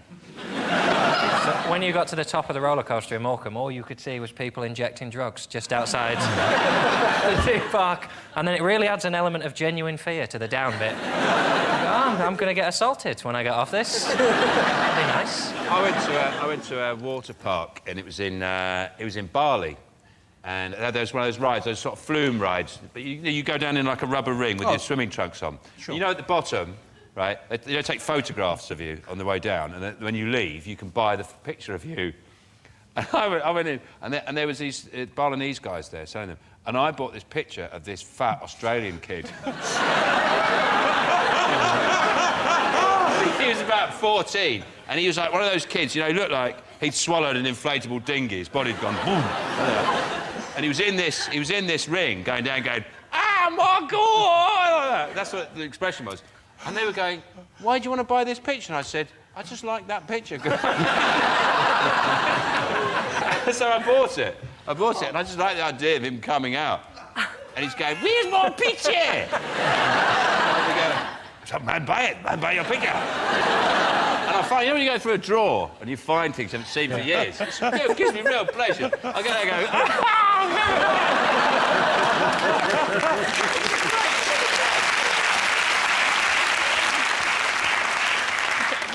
I went to Euro Disney when I was a young teenager and got groped by Pluto. Sort of put me off it, really. Had my photo taken with him in his big dog hand. Gave me a squeeze on my prepubescent buns.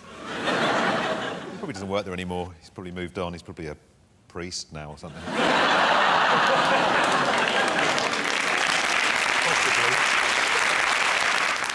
I've never thought there might be a sinister reason why Mickey Mouse wears those white gloves before now. No Prince, Pluto! Do you think Minnie and Mickey are like children, or do you think they're grown-up mice? I think they're grown up. I think they're grown up in my head. They're grown up. Are they a couple or are they brother and sister? Oh, I think mice. They've both got the same surname. I think. Look, I know exactly what's going on because I've got the 2-year-old. Mickey and Minnie dating. Donald and Daisy dating. Goofy, a dog, dating Clarabelle, a cow, who has a pet dog, and Pluto's also a pet who doesn't make any decisions or choices. Something's wrong in the Mickey Mouse Clubhouse. I'll tell you that right now. That was such a good explanation.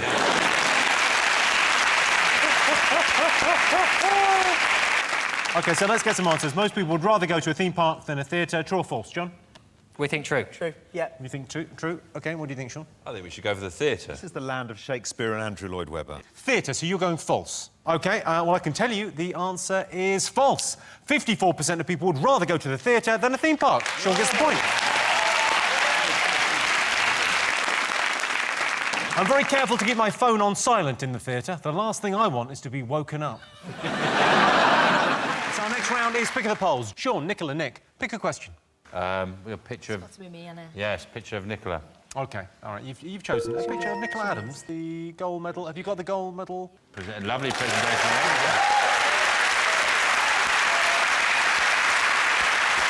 That is a thing of beauty. OK, most people think they could become an Olympic athlete if they trained every day for 4 years. True or false? That's a great question. Thanks. I've been working on it, really thinking about it. When did you take up boxing? I was 12, so that was a lot of years in the making. So I think 4 years of.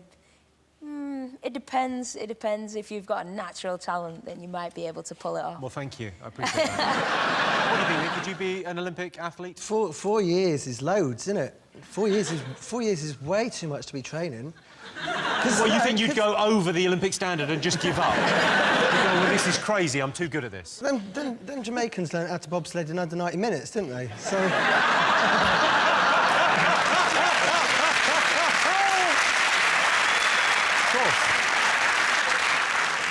What do you think, Sean? What sport would you go for if you were going to try and get into, you know...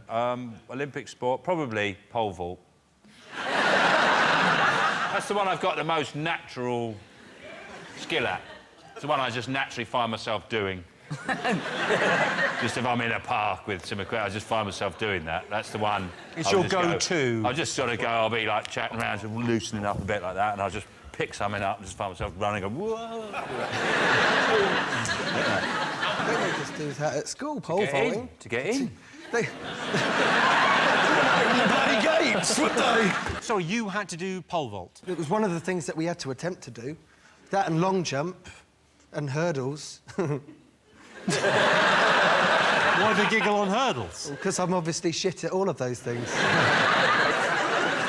So are you training every day now for 4 years before Rio? Pretty much, yeah. Pretty much every day? Yeah, Monday to Friday, every week, 3 times a day. Can you hear people when you're punching? Like, when you're in the ring and you're boxing, can you hear what people are, like you've been talking? and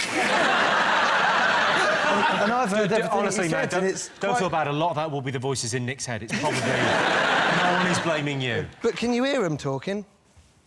You know, not really. Can't wait for your chat show. Thanks, Sean. Can you hear him talking? I've done my job.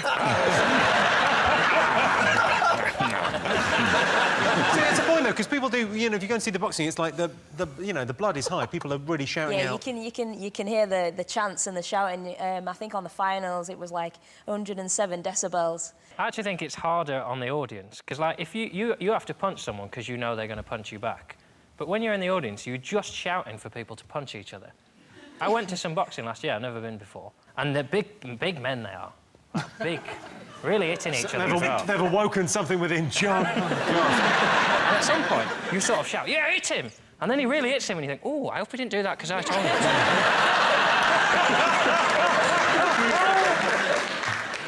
OK, so most people think they could become an Olympic athlete if they trained every day for 4 years. True or false? What are you going to go for, Sean? False. You're going false, you don't think? It's true. People aren't that stupid. People are pretty stupid. Have you met Nick? I did not put makeup on to be insulted.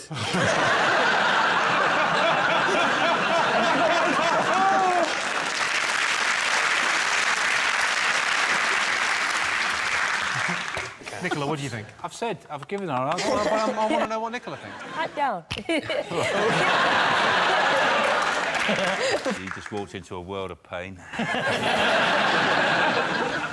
What is your kid? Nicola, do you think it's true or false? Yeah, I think it's false. You think it's false? What do you think, John? Oh, Rob. Yeah, Rob. True. You're going to go true. OK, I can tell you the answer is false. Only 27% of people think they could become an Olympic athlete if they trained every day for 4 years. Sean gets points.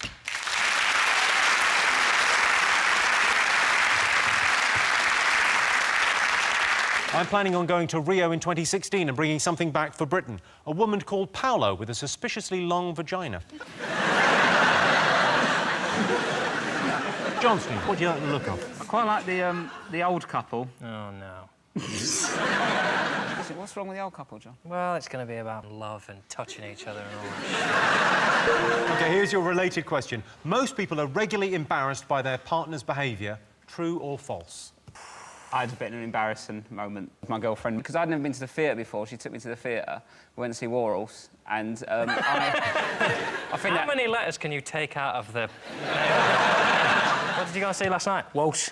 Oh, yeah. And I did. You order interval drinks. I just thought you got one with the ticket, because when you come out of a theatre, there's all these drinks lined up. And I was like, I got me a beer and a wine. She came. She went, "Oh, did you order drinks?" I was like, "Yep." And there's these two old couple going, "Where's my beer? Where's that one?" I don't know, mate. Someone's nicked it, haven't they? Yeah, because you've got the perfect accent for getting away with that. Oh, where's my drink? I don't know, geezer. Someone must have half-inched it. Did you pay for the drink? But what do? You go, "Hello, mate. Yeah, I stole your drink. Here's £4." You know what I mean? You go, £4? You have not been to the theatre before. You're lucky to get change out of 30, aren't you? Buy 2 drinks in a theatre. Yeah. Mind you, after you've sat through a play, you'll pay anything for a fucking drink, won't you?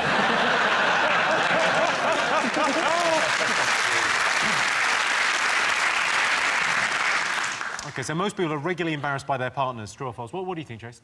I would say true. I mean, I would say in general, people are embarrassed by their partner's behavior more often than we would admit. But inside, they're going, "Jesus, would you just shut your mouth already?" I mean, not me, of course. I never think that about my wife. I mean, everything that comes out of her mouth is precious. And that goes into her mouth, for that matter. My girlfriend does this thing where if we go out, she'll sort of become like, almost totally invisible. So I'll book a table at a restaurant, and then the waiter will come over and order and take my order, but he'll just leave as if she's not even there. It's very I have to order for her. It's got to the point now where even I think, and this is going to sound ridiculous, but sometimes I wonder if she's there. Why would the sex be so good if she wasn't there? Sean, have you ever embarrassed your partner? Nothing springs to mind. It's incredible. Well, example, what? We've got a list here of What is embarrassing things. OK, tripping over in public. If you just trip over. That's not embarrassing. It's funny. How's it not embarrassing to trip over in the street? Why is that embarrassing? People trip over. Not everything's level. We don't live on a snooker table. That's inevitable. What are the other ones? What are the other embarrassing things? Well, the wardrobe malfunction is the kind of you know the. What, where something just inflates and you didn't expect it? So you're wearing a coat and it just goes boom. Jesus, God, I've got a big inflatable coat on. She's never let me wear jeans and a jacket. I think she's right. You can't wear it like a geography teacher. Everyone looks like a geography teacher. I think she needs to back off and let a guy wear what he wants. I think she needs to come down here and say stand this. up. You sound like a geography teacher. Geography teacher. All right, let's get some answers on this. Most people are regularly embarrassed by their partner's behaviour. True or false? What are you going to go for, John? I reckon true. True. I don't think you'd be with anybody for a long time if they found them embarrassing, would you? What are you going to go for, Sean? False, Jimmy. I can tell you the answer is false. Only 16% of people are regularly embarrassed by their partner's behaviour. Walking in on someone on the toilet is embarrassing. I'm so sorry I'm late. So next round is Pick of the Polls. Sean, Tina, Joe, pick a question. The bored-looking lady. OK, here's your related question. Most people secretly want to do another job. True or false? I'd say 99.9% of people would like to change their job. I would. What do you think your true calling is? What's your true calling? I'd love to be a tax inspector. I've never...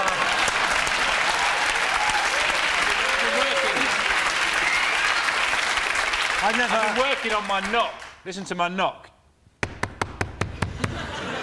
I don't know what a tax inspector's not. I've never met one, so I don't know. You ever see T-shirts? You know the jobs you see on T-shirts, like beer taster general. I'd like to be that, or boob inspector. Leader of the Pussy Patrol. Those jobs. Can you actually get those jobs? I ain't giving that job up. You'll have to wrestle me for it. It took me years to get to be leader of the Pussy Patrol. And if you've got a missing cat, you can contact them.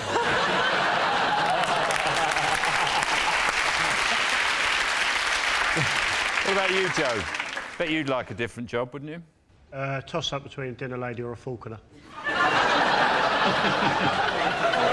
Either or. Dinner lady? Yeah. Yes, I would. I think there's absolutely zero chance that Joe would ever pass the CRB check to make a dinner lady. I'd quite like to be a sniper. I've bought the bits and pieces already, so... In an official capacity, or like for the army, or do you think in a... freelance. Tina, what do you think you would do if you had a job? Probably be a...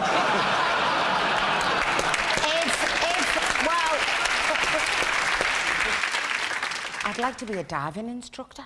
No, a politician, to be honest. Politician? Quite seriously, yeah. That'd be a great job to have. What would you do, John, if you weren't doing this? I'd quite like to be a milkman. A real buzz at giving people milk. But in my experience, unless you've got the uniform, it's weird. You just knock on someone's door with some milk and go, there you go. If I couldn't do this, I'd like to be a zookeeper. But I wouldn't touch any shit. I've got a friend who's a zookeeper, and it is an amazing job. I've got a friend Is this true? Really? He's got a dangerous wild animal rescue facility in Woking, this little house in Essex. There's an emu, and he gave me an emu egg, which looks like a dino egg. It's bright green, and I made an omelette out of it the other day. Oh. Well, that's... Oh, sorry, is this a rescue centre for the animals? If you're eating it's some an of them... emu. No, it's an emu We didn't egg. get the funding we were hoping for, so... Well, Beaky hasn't got a boyfriend, so you're not eating it wouldn't be an emu because it's not fertilised. It's just an egg. It's Go just very like nicely with the leopard bacon.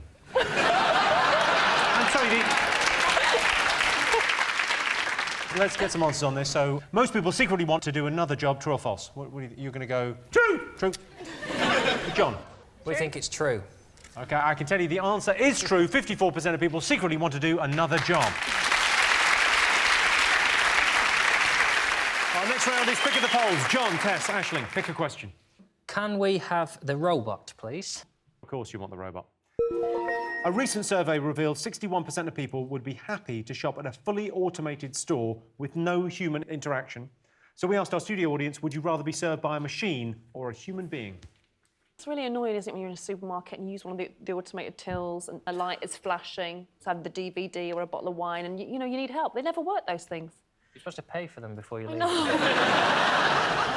I've lost it with them. I've just shouted at the machine. So I've swiped this loads of times, and I've just said, look, I've taken the chicken, OK? Do your worst. The chicken's coming with me. So I'm hostage tonight. I walk out the shop like this, go, I'm having this chicken, OK? I've tried to pay. You won't take it. I'm going. Drives me nuts. Yeah. It is annoying. And then you swipe, nothing swipes, and then you go, an apple, no sticker on it, just goes boop, and you go, what the... Get in your head.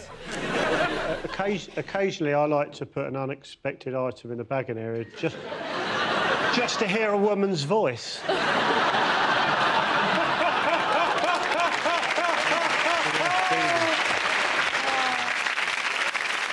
Christian, would you rather human interaction, Christian, or...?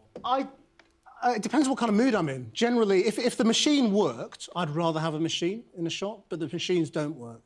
It's like when you go to Heathrow, they've got the machine immigration thing, so that you can avoid the large queue, and then you queue up for the machine, and you put your passport on the machine, and the machine says, go and talk to a person. It doesn't work. So if the machines work, fantastic, but they don't. I think they do. I'd rather have a machine, because sometimes I'm buying stuff I do not want to have a conversation about. Let me just look at your basket and you go, well, we're not getting through this without a little quiz, are we? What's the worst combo of items you've had to buy at a supermarket? It's more the reason I'm buying it. Once I had a dream about a cake. I had a dream about a cake. Our very own Martin Luther. A set, yeah, I have a dream today. It's a set rhubarb and custard flan. It was rhubarb and custard, but the rhubarb had been cooked in rose water, so it had a slight Turkish delight flavour. It was set round the thing, and the custard set on top round the pastry. I wanted to bake it that afternoon. I didn't want to have to explain why a 25-year-old man was buying rose water and not booze. I should have been buying a 4-pack of lager and a DVD. I was buying rose water and rhubarb. I didn't want what I got, which was a cashier going, oh, what you doing with this, then? Because you look mental if you go, I dreamed of a cake. I'm genuinely intrigued now as to how that turned out. All I know is, you know, you said earlier you'd like to see an early round of Bake Off where they see the nutties.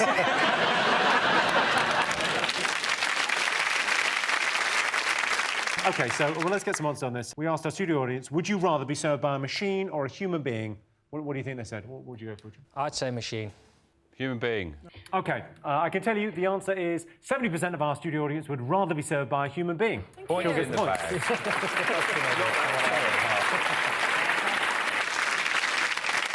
OK, Seanstein, what do you like the look of? I like the look of a crying woman. This week, a man was jailed after forgetting to book his wedding venue and phoning in a hoax bomb threat to try and cover it up. It's a brilliant story. So we asked our studio audience, have you ever lied to get out of an awkward situation, yes or no? I love that story. It's a great story, isn't it? That's you must have incredible. had. Did you have that on the news? We didn't have it on the news, but it was a fantastic story. We should have had it on the news. But I thought it was a bit harsh. What, that he got prison time That he for got prison time? Because I thought, well, I understand that. I would have done that. Not a bomb hoax, though. You say that's OK to do bomb hoaxes because you've messed up. No, I think it's quite right. I personally think he's so stupid he won't even know where he is. He'll probably think it's just a really long, tedious honeymoon. What I like the idea of is that the ideas that he rejected. He had a list of ideas like Triffids, no, Vikings, ooh, lava from a volcano. He went bomb hoax. OK, I've got a question for you, Joe. If you were getting married, right, to a lovely lady... Hey? No.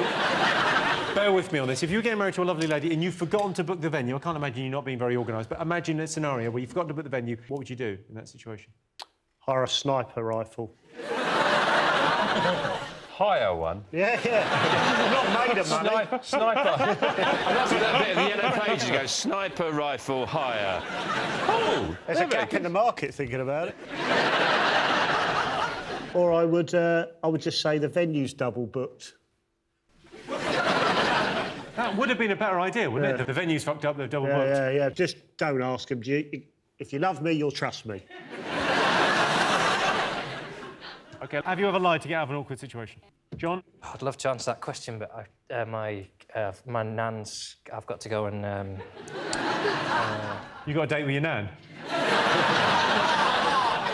I've had plenty of times I wish I'd lied, where honesty is not the best policy, where you just don't want to see someone and you can't think of a lie quick enough. It's like, oh, do you fancy coming out for a drink? And you go, no. Shit. Yeah, you could have sugared that pill a little bit. OK, do you think our audience have ever lied to get out of an awkward situation? Yeah, everyone has. My dog farted recently, and to cover up the embarrassment, I said I'd shat myself.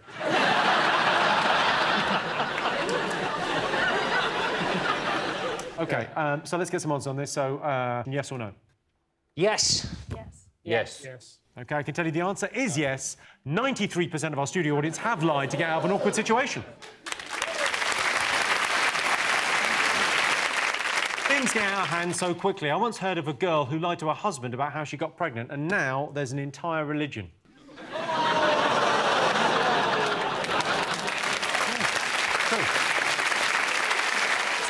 Is pick of the polls. John, Fern, Carol, pick a question. The dunce. OK, you've chosen the dunce. Last week, a supermarket in Nottingham came under fire after installing a cash machine just 15 inches from the ground. Look at that. I mean, that's a lot of fun, isn't it?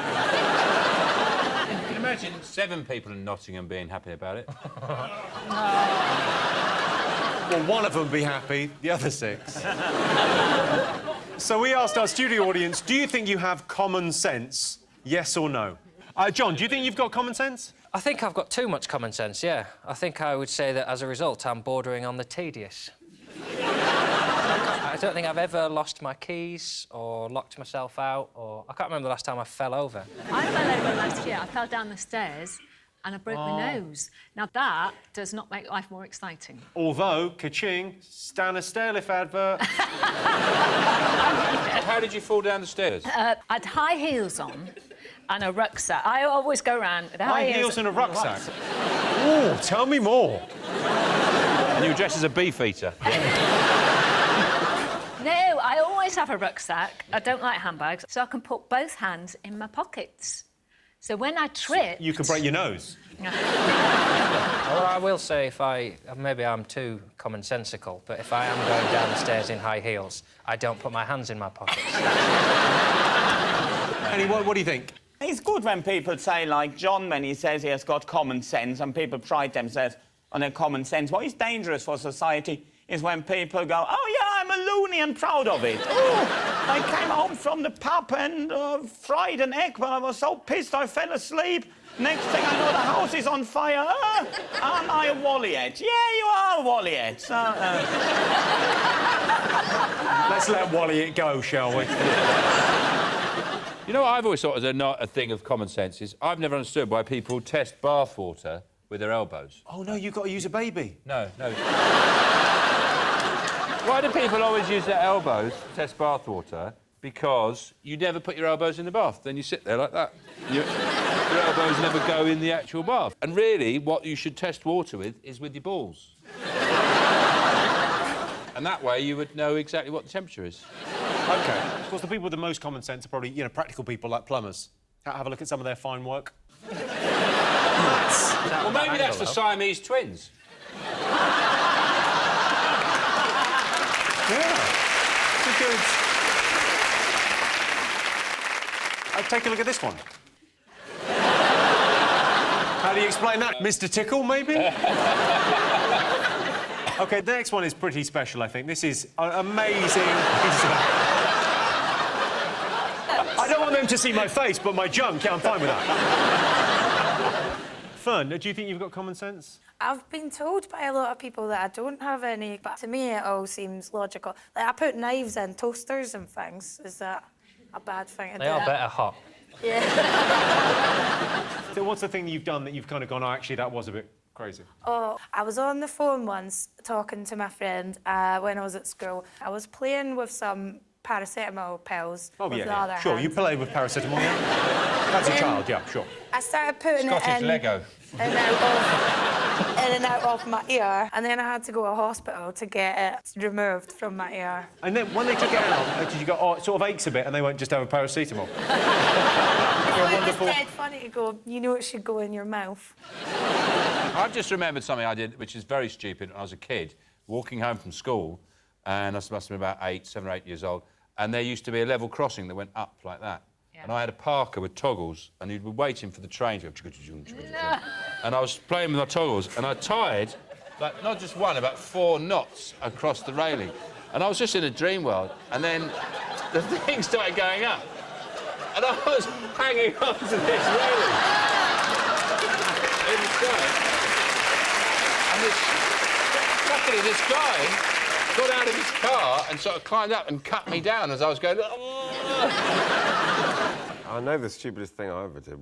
I think I was about 6 or 7, and Mum sent me down to she had one of those chest freezers with a big lid. So oh, yeah, I remember she said, those. go and get the ice cream. And I decided, stupidly, that I was thirsty.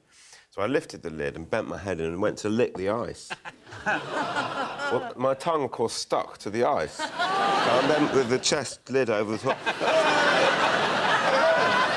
And is that why you talk like that?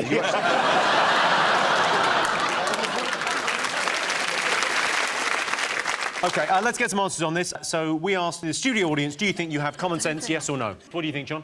I think people think they do have common sense, I yes. do as well. What are you going to go for, Sean? Yes. OK, you're going yes? I can tell you the answer is yes. 76% of our studio audience think they have common sense.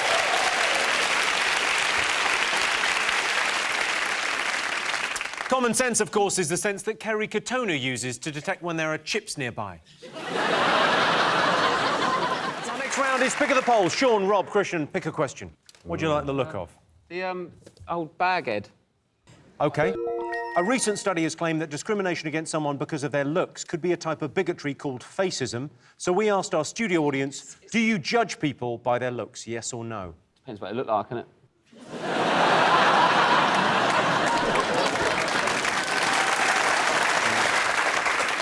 We got in touch with the people that did the survey, and we sent them pictures of John's face, and we got them to analyse it. They said your face was likeable and trustworthy, but this is how you would look if you were more dominant. He'd lose his hair. Richard O'Brien. This is how you'd look if you were presenting the Crystal Maze. Like a really happy racist. We sent them a picture of Sean, your face, and they said you were trustworthy. But if you wanted to be more likeable, you would look like this. Why do you have to be bald? I don't think they do hair. That's not their thing. Oh, come on, that's half the head. He looks like Phil Collins. I do know that, Phil Collins, so that's worrying. And one of my eyes is bigger than the other. And they haven't captured my nostril hairs. My splendid nostril hairs. He's got no hair and no arms, and he's got... Why don't they do arms for glasses? See, we sent them a picture of me as well. They said that I was an extrovert, but if I wanted to look more threatening, we'd change it to this. You look like somebody that Bilbo Baggins shouldn't trust. OK, so back to the question. Do you judge people by their looks? Of course you do, of course you do. And then you come up with a nickname to go with those looks. Jugs, baldy, slaphead, fatso, something like that, you know, and make sure it sticks for life. Are you talking about their face or just the different little looks they have? If you met someone, every time they spoke to you like that? That would piss me off. If someone, like, do you want to go for a drink? Maybe. Christian, do you judge people by their looks? I certainly do, yeah. I mean, I judge my children by their looks. Have you got a favourite? Oh, yeah. I mean, everyone's got a favourite child, haven't they? I'll tell you what, I wish I did. It's right to judge people on their looks, though, isn't it? I get judged all the time. People come up to me, they assume I'm an Italian chef. I'm not. Yeah, I judge people by what curry they order. What do you order? Oh, well, I usually go for a Madras or a Rogan Josh. But if someone orders a doppiazzo, I always think, oh, a bit odd. What's he up to? Why would you be ordering that? How would you judge me as a, you know... I would judge you as a bit of an Indian food ignoramus. If you, because a Madras isn't really Indian food. It's sort of, it's a British invention of Indian food. So, no, to be honest, I would judge you as a very nice... Anybody who likes Indian food is basically quite open-minded and therefore is a good thing. Is that the case? Yeah. I still meet loads of people who say, oh, I don't eat Indian food. Oh, really? Yeah. I've got an uncle who don't like pasta. Pasta? Is that Uncle Mohammed? Yeah. Mohammed hates pasta. I find curry menus really confusing, like, because if you read it, it tells you all the ingredients, but I think, because there's always so many, like, ingredients in a curry, I think, yeah, I know what all they are, but how's it going to taste? I can't work out that many things. You mean if how it'll end up? I know what I call it, but what's going to happen at the end of it? For English, you could imagine eggs, bacon, yeah, sausage, I'm going to deal with it, sausage. but that, I'm like, yeah, I do like that, but what's going to happen when it's with that one? Is that just a curry house menu or just menus that you have trouble well, with? menus in general, really, isn't it? Also, I can invent a new menu for you, which is just the name of the dish and then a little square that you lick.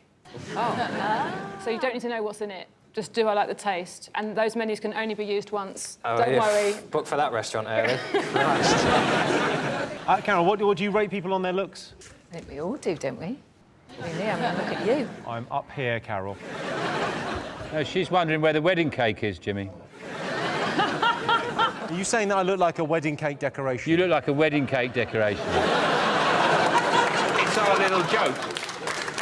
Doing once a series.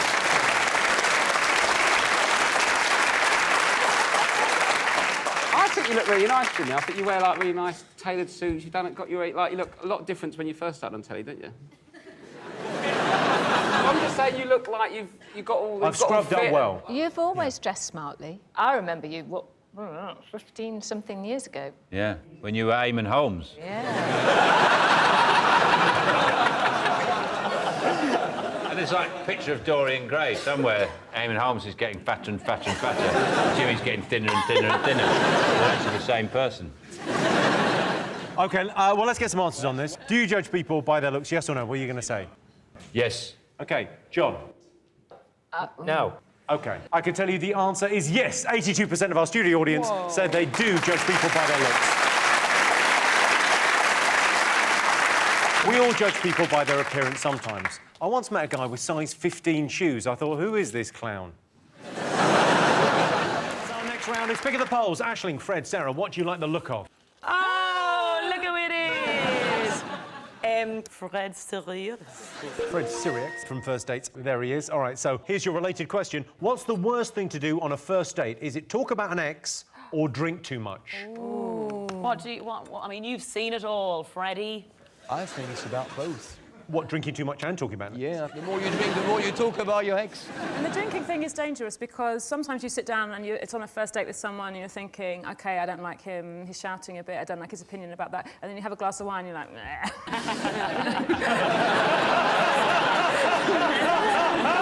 He seems fine. Should we take a look at first dates? I think this girl might have had one too many drinks. It's like, right, do you know what? I like my house. I love my house music. We get like a fucking house on fire. House music, we get people like, I love a bit of R&B. Yeah, but can you cut shapes though?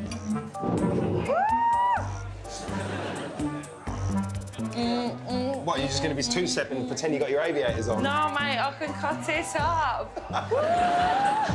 How can you be sitting there throwing shapes to nothing, or have you got a song in your head? Because you're right on time. So yeah, my boy, where we going? A bit of house singing la la, baby. Whose house? Keep up the vibe, baby. As far as for relationship and whatever else, probably not. To be continued. So good. I don't know what I'd do. It'd just be one of them, wouldn't it? Like, if a girl does that to you on a date, you're just like... You haven't seen the show, have you? So this is your first time you've been exposed. It's so good. They've got so many different people from so many genders and ages and backgrounds. All the genders. All the genders. We've just opened a hotel, actually. The First Dates Hotel. What do you mean, a hotel? Like, do you mean so, like, you're encouraging them to have sex on the first date? Why are you having a hotel? Because it gives people more opportunity to meet and they have more time to get to know shag each other. brains out. Do you get girls on dates go up to you and go, I'd rather have you? Yeah. All the time. Oh, my God. I'm not surprised. That's why he does the show. but that's why he got the hotel. Doing that with his keycaps.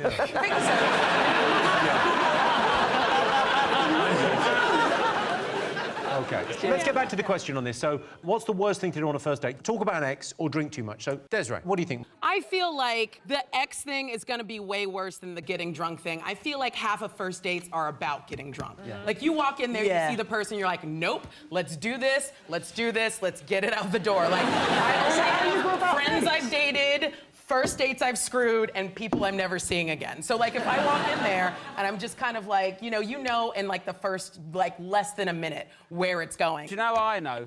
Straight away, like, forget about exes or drinking. If you go for a curry and the, like, 5 poppadoms comes out and they just crush it down the middle. Oh, pisses me off. Get out.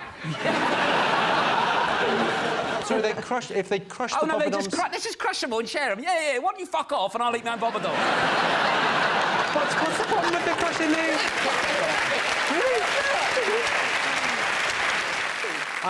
OK, worst thing that's ever happened to you on a date? Once, I went out with a guy, and he didn't tell me he had a girlfriend, so I found out when I woke up in his house, and he'd gone to work, and she let herself in, and I was only wearing tights, because he had a thing about tights. It's a good thing to sort of bring up. I'm not into that. So genuinely, he didn't mention... No! Also, on a first date, to go straight into tight fetish, he's full on, isn't he? He's not messing about. He says, what I like, when I like, are you up for it? Bosh. Rob, worst thing on a date? Oh, this is bad, though. Yeah, go on.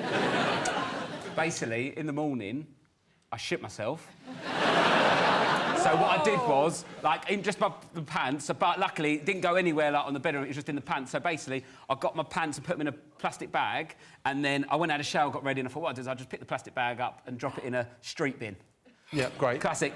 Did not remember to pick up the plastic bag.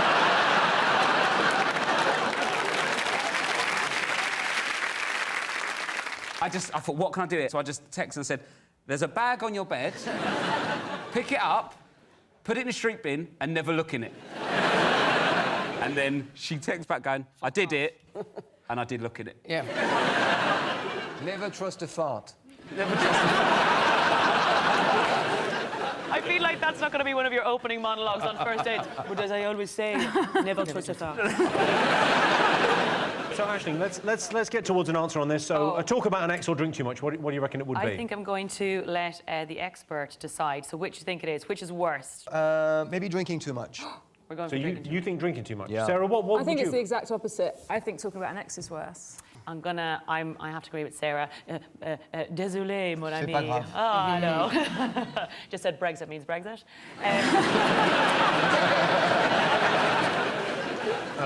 What do you think, Rob? I think maybe drinking too much. It depends what you like when you're drunk, though, because some people can just, like my brother, he drinks a lot, but he'll just fall asleep. No matter where he is. But then me, when I'm drunk, I'm one of them people that people have to come up to and go, right, yeah, it's home time now, I think you should go home. I think it's the ex thing still. Really? Because, I think like, an ex is worse. Is way worse. Like, if your brother is the one who's the drunk who falls asleep, I'm just going to take his wallet. That was a great date. Yeah. It was an excellent date. Perfectly. I'm up when I leave. So you think talking about your ex? Yeah, for sure. You think talking about your ex? I think talking about your ex is a lot worse than that. Cool, yeah. We're going to go for drinking. He's in charge, he's gone to his head. So you've gone drink, you've gone ex. OK. Well, I can tell you, the worst thing you can do on a date is talk about your ex. Yeah!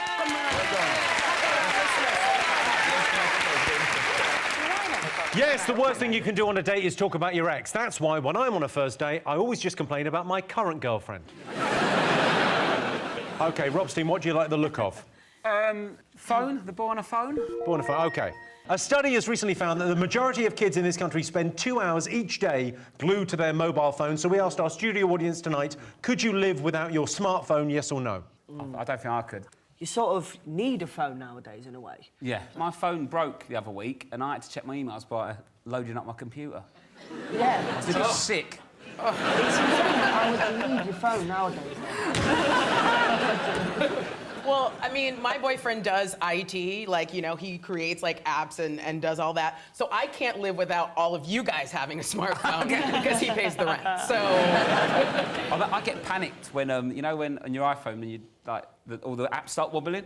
Yeah. I just panic, and then, like, you press the wrong thing, and it goes, do you want to delete YouTube and all its content? You're like, oh, I don't know, should I? It's a lot of videos. A lot of people are going to be furious. That sneezing panda's going to have to write up. It freaks me out when I see, like, a baby who can just use an iPhone, you know, and they're like, meh, meh, meh, meh, meh. Like, I feel like we're, like, a year away from baby Tinder. It's mad. Where there's, like, babies picking out babies to go on play dates with, and like, meh, meh.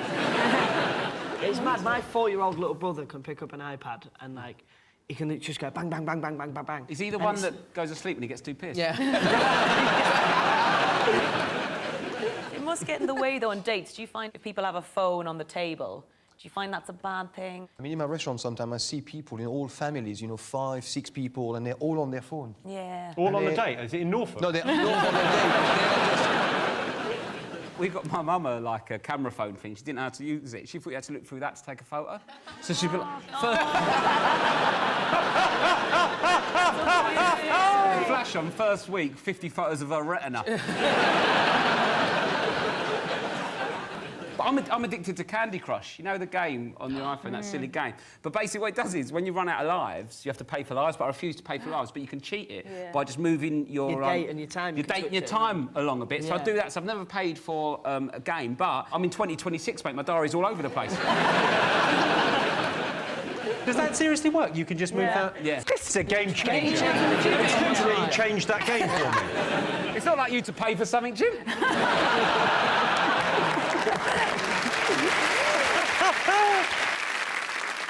OK, well, let's get some answers on this. So what do you think? Could people live without their smartphone, yes or no? What do you think our audience said? I think they couldn't, but they'll pretend they could and say yes. For 5 minutes until everyone lies to themselves. Like, I'm one of the interesting people. I mean, I use it because everyone's got one. Oh, it's like those people that go, oh, I don't have a telly. Oh, fuck off then.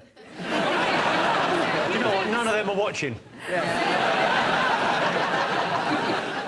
OK, so what are you going to go for, yes or no? Do you think people can live without their smartphones? I think no, I don't think they can live without it. So you're saying no? I'm going to go with Sarah again and say yes. I think people say it to seem interesting. OK. All right, well, I can tell you it's extremely close, but the answer is yes. 52% of our studio audience can live without their smartphone. You're lying to yourself. I could absolutely live without a smartphone. All I need is a landline that's portable with Wi-Fi and Facebook and games and my diary and Grindr. So our next round is Pick of the Polls. Rob, Tom, Natalie, what do you like the look of? Well, I mean, I think we should go with what looks like the Queen Vic. Your old stomping ground. Don't mind, yeah. Why not? OK, so here's your question. Most people think their life would make a good soap opera, true or false? Sonia, in your life, like when Sonia. you're off the show... Was that genuine? Was that genuine? No, it was a joke. Do people do that to you the whole time? They go, oh, Sonia, sorry, Sonia. No, they just call me Sonia and think it's OK. Oh, I'm so sorry. That's OK. But, Natalie, like, when you were off the show, did you ever, like, have moments where you went like this and then there'd be no sound and you're like, oh, God, I expected there to be, like, dun, dun, dun, dun, and something would No, happen. because I'll tell you something funny. When we actually do it, that's put on in the edit. What? Did you get many duff? Because it's currency in EastEnders, because I know Joe Swash. He was really angry. He never got any duffs, because they call them duffs. How many duffs did you get? Well, a few. I couldn't have any duffs in my life. What have I got to end on? Like, Mum, I can't find any of my kimonos. Duff. The thing is, with things like Coronation Street, I mean, you can't have too many gay people moving into Coronation Street because it would become too chic. And then it would be too expensive to live there. And then hanging baskets would come out, all the characters would have to leave, and the Rovers Return would have to do brunch. I mean, it would ruin the whole thing. I feel that way about EastEnders. Well, it is You see, ridiculous. I mean, where is it? Is it Walford? I mean, it's very convenient for the city. Dot's got a £4 million house. Catherine, do you think your life would make a good soap opera? I don't watch soaps, but I used to have a babysitter who was trash. And so they were on sometimes. I could never have a soap opera. Like, my life has no recurring characters. That's number one. And also, my life has better lighting. I was in a soap in Ireland. It was my first acting job at a drama school. Yes. What was it called? It was called Fair City. And there you go. The rest of the cast are here too. Who did you play in Fair City? Now, this is an Irish name, and it's actually my middle name as well. It's Cleena. People go, what, your middle name's Cleena? Yes, it's an ancient Celtic name, thank you. How do you spell it? Cliodhnadh. It feels like, I know it's not the case now, I carry an Irish passport, proud Irishman. It sounds sometimes like the spelling of names in Ireland, it's like they just wanted to win at Scrabble. So go on, so... Yeah, I was Cleena and I played Keith Duffy's wife. Not like Keith Duffy played a character, just about. And... Whoa. Don't have a go at people with limited range. Yes. Now! Oh. You can talk.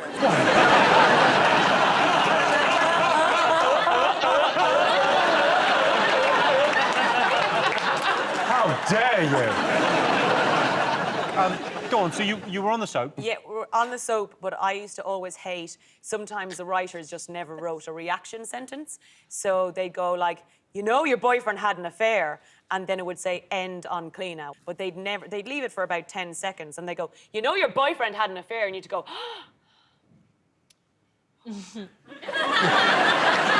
Stay cut, I'm dying in my arse here. I must say, one little thing that I remember. Coronation Street, it's a story that goes around. I don't even know if it's true or who it was. Well, you're just but when you slagging off get the competition, scripts yeah? and stuff, yeah, you know. Yeah. Anyway, there was a scene going on apparently with really famous characters. Let's just say Ken and Deirdre. Yeah, what have you. my favourite. And they're in the thing, and so the one actor comes in, and they're doing a line run, and they're doing this scene. Oh, Ken and Ken's Deirdre, and someone comes in, and they start miming. The director said, "What are you doing?" They said, oh, I'm just hoovering in the background. And he's like, no, it's hovering.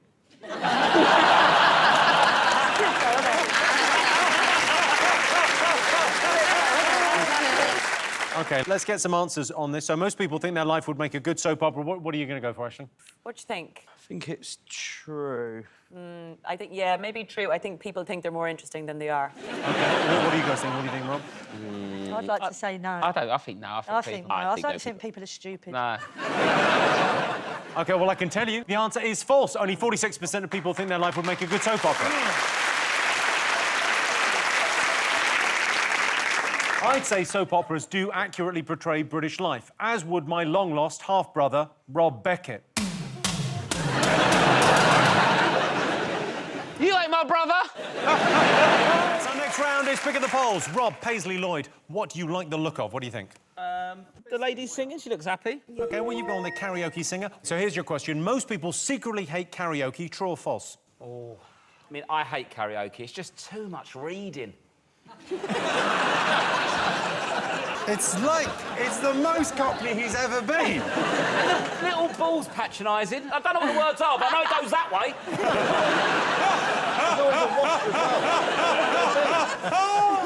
The thing is with karaoke, no one really likes it, because if you're too good, everyone goes, show off. If you're rubbish, everyone's like, you're shit. So everyone just likes a mediocre... Hey, Paul, come and listen to this guy. He's absolutely mediocre. If I wanted to hear Robbie Williams sung badly, I'll just go to a Robbie Williams gig. Paisley, what's your go-to? What's your classic? I want to dance with somebody. Whitney Houston. That's always a good one. What's a big hit with a high note? And I Will Always Love You. Yeah, when they try and do that and you go, no, do the Dolly Parton version, you might have a shot. But the Whitney version, you're dreaming. I find that quite funny, though. Got the whole build-up and everything. And they're like, and that...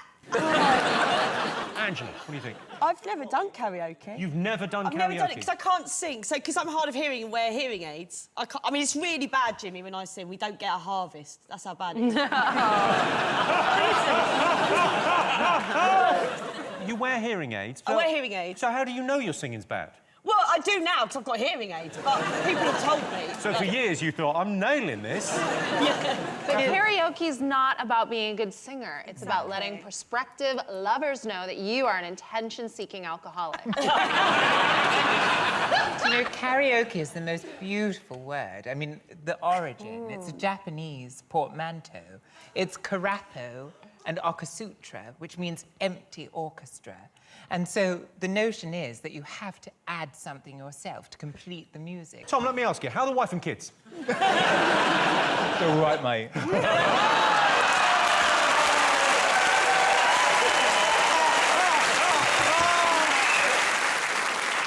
Lloyd, you're a singer, right? And you love karaoke. Well, yeah, because everyone thinks I'm going to be really good at it. Well, unless the DJ's got, like, Mozart Requiem. What's your classic karaoke go-to? If I was to, it'd be like I Will Survive by Gloria Gaynor. Because you're a... I'm a strong, independent woman. Catherine, what's your karaoke song of choice? Because I know you basically learnt all of Cardi B's back catalogue. Yeah, I really like hip-hop. Do you know Cardi B, Tom? I don't, I'm afraid. Because he's an auntie of 60, so of course he does. He's a fan of cardigans. When she goes... Sometimes they don't have to be complicated. Sometimes. OK, let's get some answers on this. So we asked the jury audience, most people secretly hate karaoke, true or false? What do you think? I think that's false. I think people like it, don't they? Yeah. OK, so you're saying false. What do you go for, Catherine? We think it's true. OK. I can tell you the answer is true. 60% of our audience secretly hate karaoke. OK. I love karaoke. It's basically X Factor, but for people whose backstory is too tragic even for ITV. So our next round is Pick of the Polls. Rob, Tom, Sophie, what do you like the look of? What about the geezer with the top hat and... Geezer with the top hat, OK. Here is your related question. Most people are more likely to trust someone with a posh accent. True or false? What do you think? Oh, is this basically asking people if they trust Rob more than me? Like, for me, a pony is something you might ride, but for Rob, a pony is something that somebody might owe him in money. I think Rob would still ride it. Rob would charge you to ride it at the beach. But Tom and Rob, didn't you guys go to the same school? Yeah. Yes. He's a fraud. No one spoke like that at our school apart from you. Apart from me. And look at me now. You're on the same show as him. What do you think? Because you've got a... As long as it's German and posh, I'm all for it. And I believe anything. We just don't have it. Every Canadian person has the same accent. And we're a huge country. But here, you do this weird thing. Like, even Scottish people, if they're posh, sound like Tom. And if you're from Birmingham, but you're posh, you sound like Tom again. And I just don't understand, like, does HMRC just send you a letter with your tax band being like, oh, good news, you get to talk this way for a year. Like, I don't. The thing about Britain is, it's to try and explain to people, like, the idea that you go 20 miles and people have got a totally different accent. Yes. It's sort of incredible, whereas...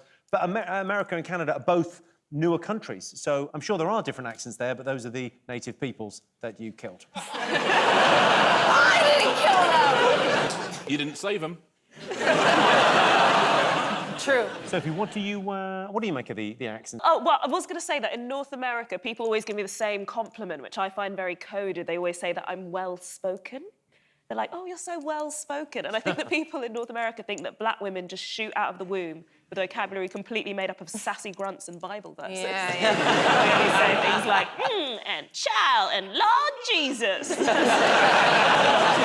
I think you trust the posh accent, but you don't necessarily trust the, like, morally bankrupt person that it's attached to. Don't look directly at me as you say. Rich, I mean, we're a very sort of class-conscious country. It's just one of those things, isn't it? Well, I think that's right. I mean, listen, what Catherine's saying is right. All of my family talk like Rob, apart from my mum, who talks like the Queen, because she wouldn't talk like the rest of the family. And so now I sound exactly like a cross between Rob and the Queen is how I speak. If the two of you mated, your child would talk like me. I'm keen to find out. Talk about a miracle baby. Yeah. Pop the Queen's head on Adrian from Rocky's Body. I'm ready to go. So then, are there people, like your mum, chooses to talk that way? My mum chose to speak differently, so she was able to better herself, which is what you would do in the 60s. People will slum down their accents these days. That's the truth. People will try and talk a bit more like Rob, believe it or not. Whereas in the 70s, everyone tried to talk a little bit posh, if they weren't posh. So you guys are walking around, like, just doing accents? Yeah. So what do you think? Let's get some answers on this. Most people are more likely to trust someone with a posh accent. True or false, Rob? Or I think, like, telephone voice, isn't it? It's like true. Yes. People do put it on, especially strangers, so... Oh, true? Yes. Yeah. When I pick up the phone, I have to put on your voice, but yeah. All right! Yeah. You've got to stop picking up the phone in my house when I'm not there. OK, so they said true. What are you going to say? Let's go false. False. We say false. OK. Well, I can tell you the answer is false. Yeah! Well done, Richard. Only 27% people would be more likely to trust someone with a posh accent. People have different accents in different places in the country. People from Liverpool have a Scouse accent. People from Newcastle have a Geordie accent, whereas I speak properly.